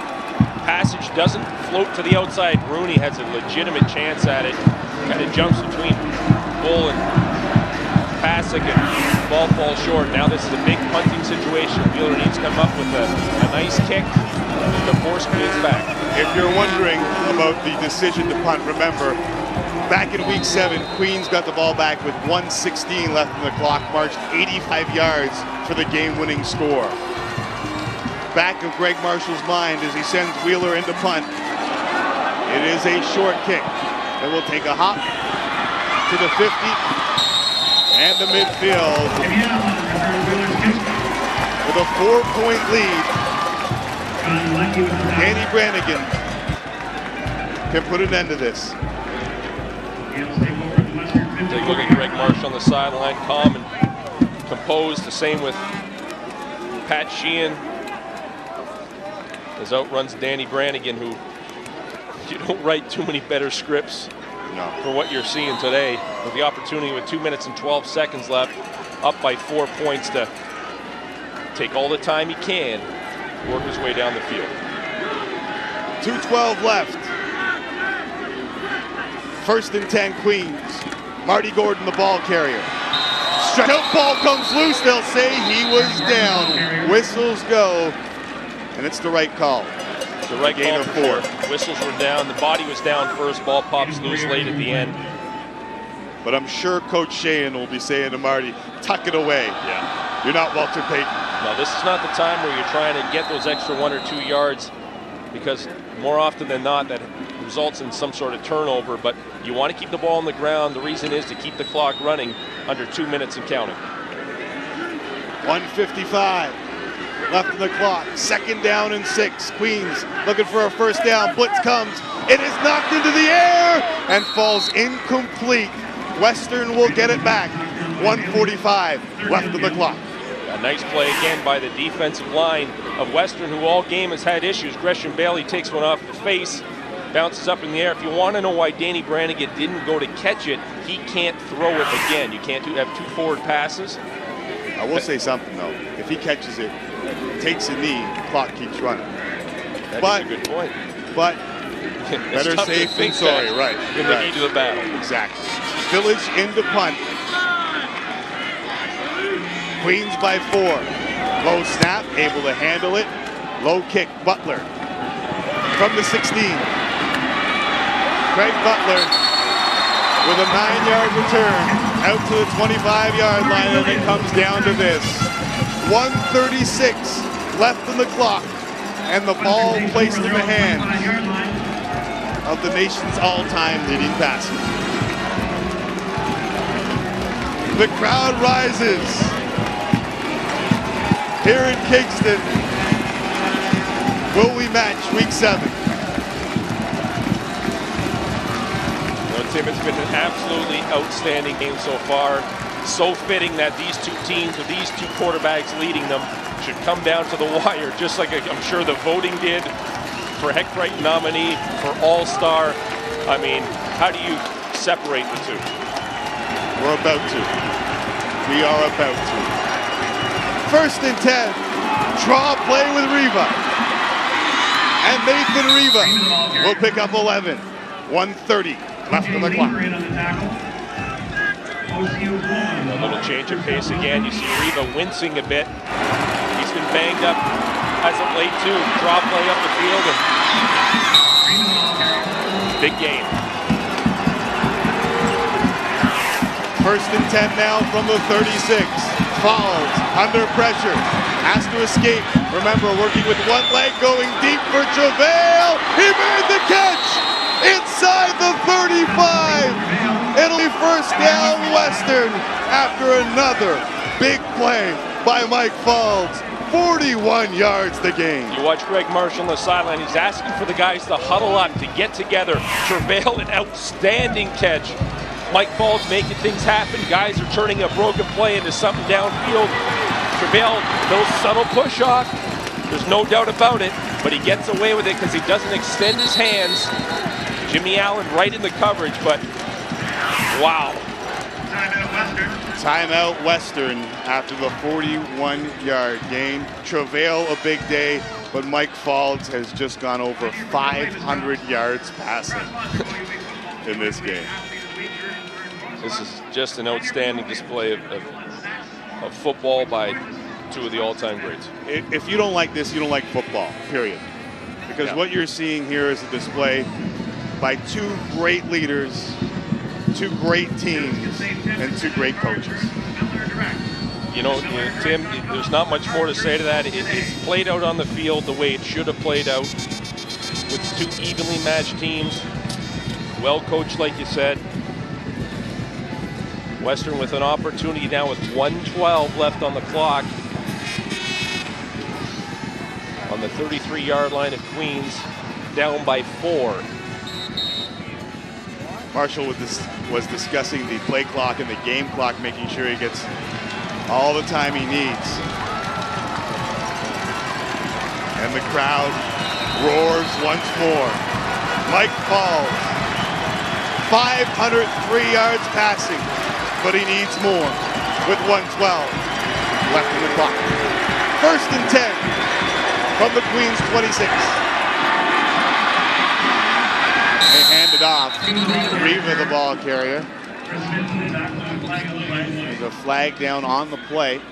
Sean Thomas going to get called an offside, and he actually might have hurt himself. We see Rivas, he's hobbled a bit. On that last play, he came up a little grimacing, and now that ankle seems to be giving him some issues, and you definitely don't want that to happen with just over a minute left in the Yates Cup. Riva hyperextended his knee in week 7 here at Richardson Stadium against Queens. They're going to push him back here. You'd assume they would have to. Outside, Western, 5-yard penalty. It remains 1st down. Okay, so it'll be 1st and 15. So Tim, here's a situation we talked about. I don't mean to cut you off here, but I'm excited too. They have to go for 7. Yes. That single point, a huge thing still. There's no chance of tying up here. They got to go for 7. 43-39, Falls on the roll. Looking to the flats. It falls incomplete. And Falls is down on the turf and slow to get up. And this is the last thing that you want to see. Falls down, and he will have to come out unless Western uses their timeout. He has been battling a knee injury for about 5 weeks now. And what a way this would be to end his career. You know, it's not a structural issue per se. It's something that keeps flaring up on him. We've seen him come out on several occasions. And when Donnie Marshall has come in, Western has looked for big plays. And with a minute left, That's exactly what they need. We saw him come in against Queens. He went deep immediately. It was an incomplete pass. The second time he got in against Guelph, big bomb, this time complete to Travail. And last week against Laurier, they attempted the throwback with Pasick, and Marshall had an opportunity to drop the football. Michael Faulds, the nation's leading passer, down 4 points with a minute left in the OUA season, is helped off the field. And Donnie Marshall has to step into the fire. The coach's son in his second year, facing 2nd and 15 from the Queens 37. What a situation for Western. Will they respond? They hand it off to Riva. He's trying to get to the outside and is shoved out of bounds near the 25-yard line. It'll be 3rd down and 3. Probably a good decision for Donnie Marshall. Hand the football off. I know they're doing some scouting on that Queens sideline, knowing that he usually goes for broke. Riva smartly gets out of bounds to stop the clock. Mike Faulds right now, a frustrated trying to get back into the game, and they held him. 1 timeout left. 54 seconds left on the clock. Unbelievable drama. 3rd and 3. Crowd on its feet. They will pitch to Riva. Cuts it up. Hammered. It'll be awfully close. The season comes down to a measurement.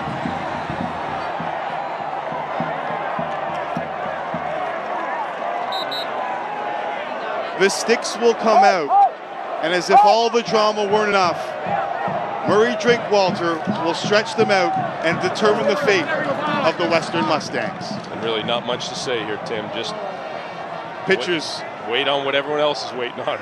We'll tell 1,000 words. First down, Western. And there is hope in London. DJ Bennett, what do you got for us? Guys, you know it's a big moment. Michael Faulds tried to get back in the ball game, tried to convince his coach, trying to take the field. He collapsed on that knee. It looks like it's going to be Donnie Marshall's show. And you know, all guys want to win it for Mike Faulds right now. 1st and 10. Marshall on the roll, throwing. And it'll be incomplete. 31 seconds left. 2nd and 10. And Greg Marshall is screaming about the play clock and the game clock. He's got a point, Tim. That was about 33.5 seconds when the ball went out of bounds and the whistle was blown. It rolled down to 31.9 right now. And Mike Faulds can barely, he tried, he cannot make it on the field. This is unbelievable. Faulds is trying to run out there in his 5th year, what could be his final football game, and he just can't make it out. 2nd and 10 from the Queens 21. They run the draw. Riva breaks the tackle, trying to get to the outside. Flag comes down as Riva steps out at the 13-yard line. Yeah, Nick Travail is going to get called on the holding on this play. Clock is stopped. Riva trying, as he might, to get to the sidelines, and Jimmy Allen coming up to force him out of bounds, limiting that gain. And they're going to push him back. It's still 2nd down. What a long 2nd down.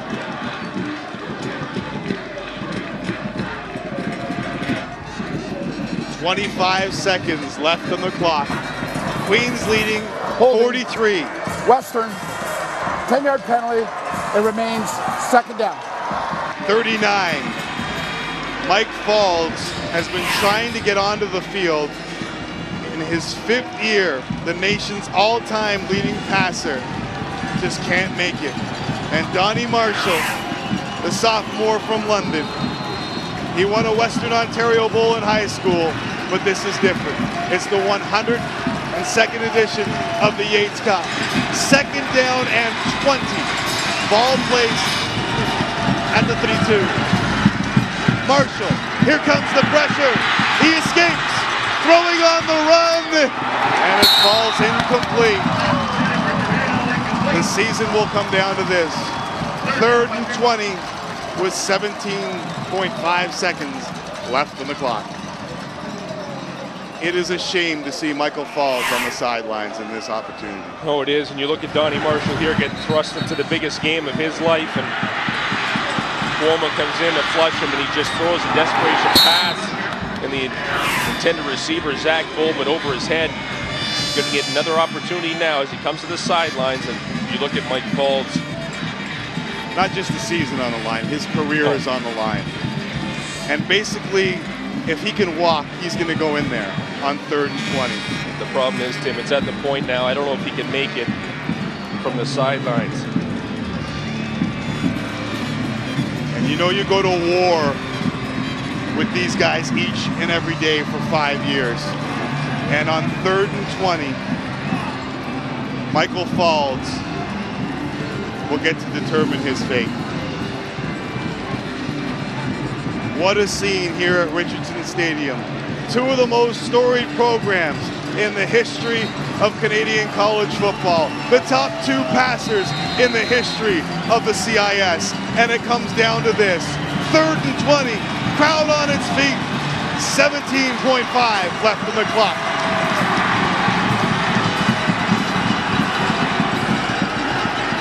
He can't even drop. He's going to get rid of it though. Throw it, and it is incomplete.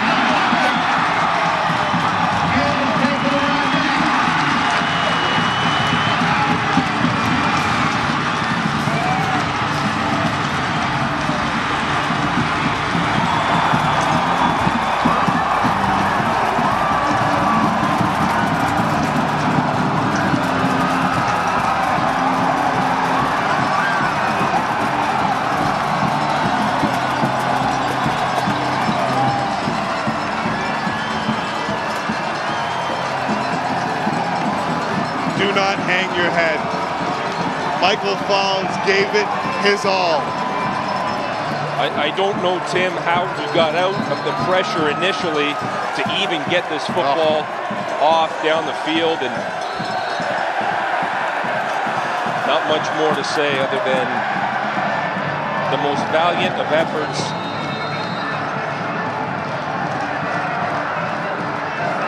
And Queens will kneel out the clock. I'm not sure anyone lost here. We just ran out of time. The Queens Golden Gales are Yates Cup champions.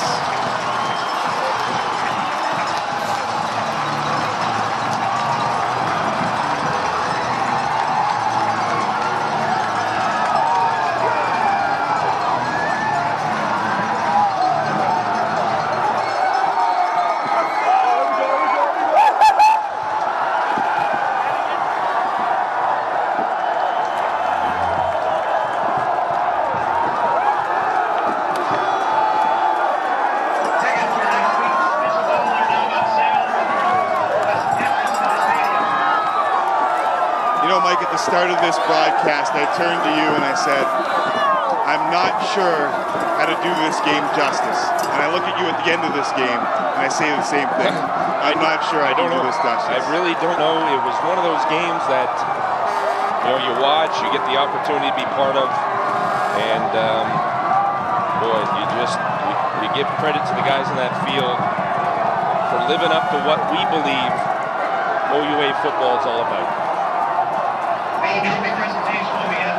For the first time in 31 years, the Queens Gales are Yates Cup champions. Let's go down amidst the madness. Take Len Sheeler. Len? It is the madness here with Jimmy Allen. Just describe this moment. Oh, it's unbelievable. Feels like a dream right now. What a game. What a game. The offense stepped up. We didn't play that well on D, myself especially. We give some props to our own, Danny especially. The offense won this game for us. This means a lot to the university, to the community. It's been 31 years. It means a lot. Way too long. Now we can bring it up. Thanks, Jimmy. What a great scene here in Kingston as the Gales are golden once again.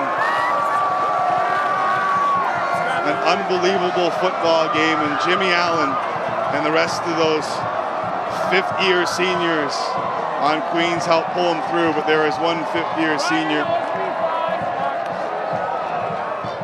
for the Western Mustangs. Back-to-back Yates Cup MVP on one leg. And there are rumors now that the season is over for Western that knee was torn up. That there was a torn ligament in that knee, and Faulds had played through the pain for the last 4 weeks. And never once did we ever hear any sort of complaining about it, use it as a crutch in any way.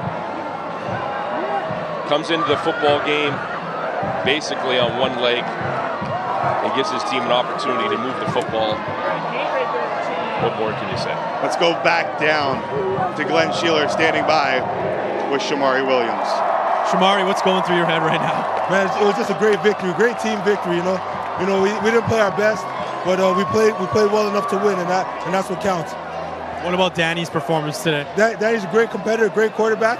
You know, he's the best in the league, and you know he stepped up for us and did it big for us. How were you guys able to stop Nathan Riva in this high-potent Western offense? Because not many teams have been able to do that. Man, come on, we're the best defense out here. We stop anybody. I said it. We stop anybody. Thanks, Shamari. Congratulations. Thank you. Shamari Williams comes back from the University of Houston, where he played 3 years with the Cougars, and it all seems worthwhile right now as the Gales can celebrate a Yates Cup victory at home. Danny Brannigan, 27 of 45, 501 yards, 5 touchdowns, no interceptions. Michael Faulds, 24 of 37, 503 yards, and a touchdown on one leg.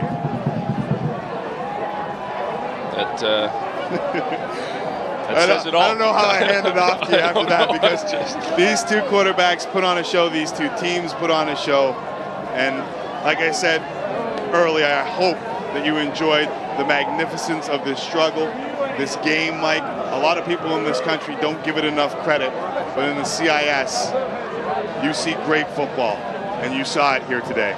No, you certainly did. Shamari Williams made the bold statement they have the best defense. They can stop anybody, and the way that he personally played tonight, he's got my vote. He played like a man on fire.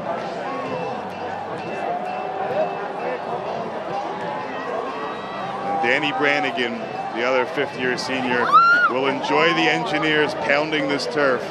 They didn't get homecoming this year at Queens, but they're acting like it's homecoming here today.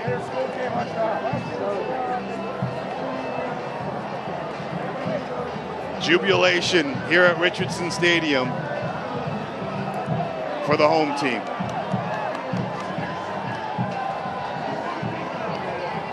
What an unbelievable game.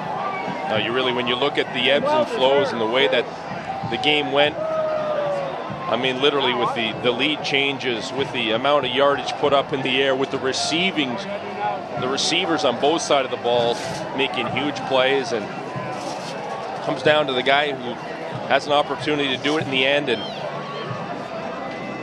just doesn't work out like planned. The joy of victory and the agony of defeat, but there should be no agony for Mike Faulds. He played himself a whale of a game, and he's standing by with DJ Bennett. DJ? Guys, one of the toughest things I've probably ever had to do. Mike Faulds, amazing performance, the best performance I've ever seen you have in win or defeat, over 500 yards. Just tell me your emotions right now that your career has come to an end. Well, it's upsetting that the career is over, but I'm happy with the way our team battled. We knew it was going to be a battle down to the very end, and it was, and it's too bad how it ended, how I got injured. I was dying to get back out there, but I don't know. All the credit goes to Queens. They had a great team, and hopefully they can represent Ontario next week. I know you're a student of the game. You watched all the great comebacks by QBs, and during your career, you've had some yourselves. Talking to you, all you wanted was the ball last. You knew you were going against a great QB. How frustrating was it for you when physically you knew you couldn't get out there and do what you wanted to do? It was killing me. My knee's given out the last few games, and usually it happens earlier in the game that settles down and I get back in there, but The fact it was at the last play of the, or last drive of the game, time was our enemy, and I just couldn't get back in there. Well, I'm pretty sure we haven't heard the last of Michael Faulds. I thought I knew a lot about you before, but I learned a lot about you in defeat. Champion at JF Ross, champion at SAC, still a champion at Western, champion performance. I appreciate it. All the best, man. For the uninitiated, DJ played with Michael Faulds at St. Andrews College, won a Metro Bowl title with him in the Toronto area. Those two go way back.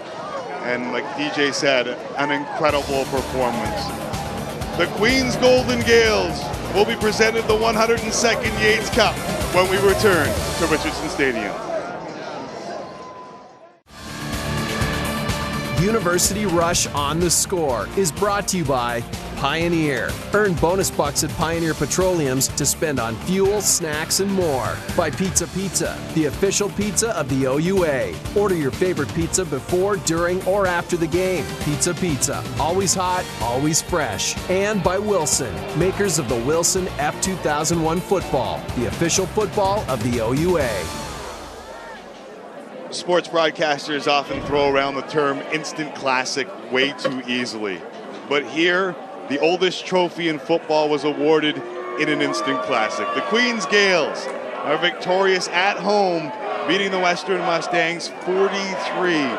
I don't think we will ever see the nation's top two passers all time meet each other ever again. Danny Brannigan victorious, and the Gales are golden as we send it to Glenn Sheeler. Glenn? All right, thanks, Tim. Queens fans, I know you've waited a long time, but before we get to the Yates Cup presentation, how about a hand? I know it's a rivalry, but for Western and both teams, what a great game. 7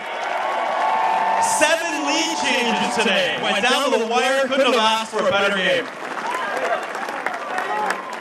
The adult white trophy presentation is next. That is the MVP of the Yates Cup and the 102nd version of that trophy.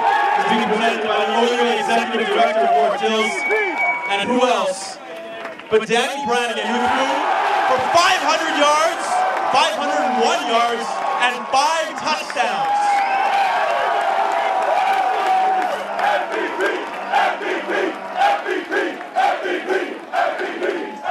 Danny, describe this moment. It's great. I'd like to thank all the fans for coming out. They're huge today. Thanks, guys. How huge was this for this program, for this community? It's been 31 years, and you guys have some great football teams, and now you've gotten it done. Yeah, definitely. It's very exciting for us, and it was a real good game today. The team played very well. I'm very proud of everyone out here today. I heard the MVP chants out here earlier this week. It was Michael Faulds who got the MVP. Did you prove them wrong today that you should have been the MVP? Not up to me. It doesn't matter.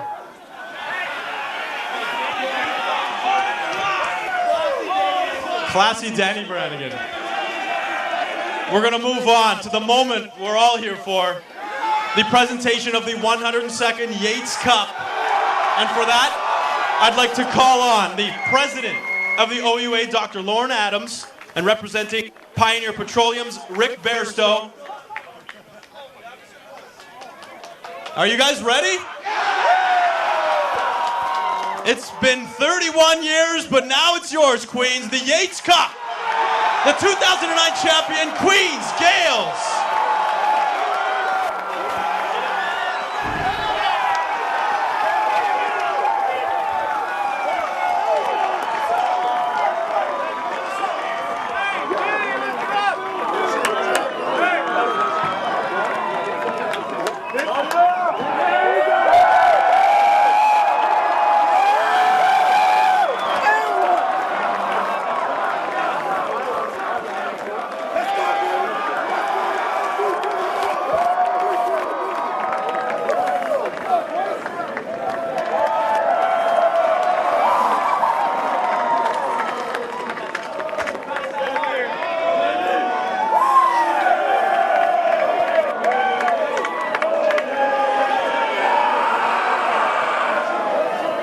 Coach Pat Shannon, I can't help but notice you just taking this all in right now. Just describe your feeling. I would first of all like to say how proud I am of all the Queen's students who showed up today. You were definitely the 13th man. I would also like to thank the members of the Kingston community who came today. I know we kept you waiting a few years, but all I can say is we're number one today. Coach, you come into this game, had such a great season, and you had to close it out, and you did. What does this moment mean right now to you? Well, this is really the completion of a long run. Last year was a big disappointment after a great year. This is the way you should finish years like that, and that's the way we're doing it. And we're not stopping here. You've got some football to play yet. Laval is in town. The defending Vanier Cup champions are here next week. What do you make of that? They'll be good. They'll be good, but so will we. We'll be here waiting for them. Coach, I think it's time you touch the Yates Cup.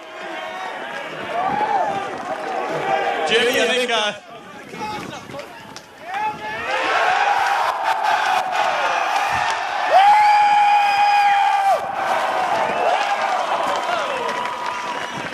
Congratulations once again to the 2009 Yates Cup champion, the Queens Gales.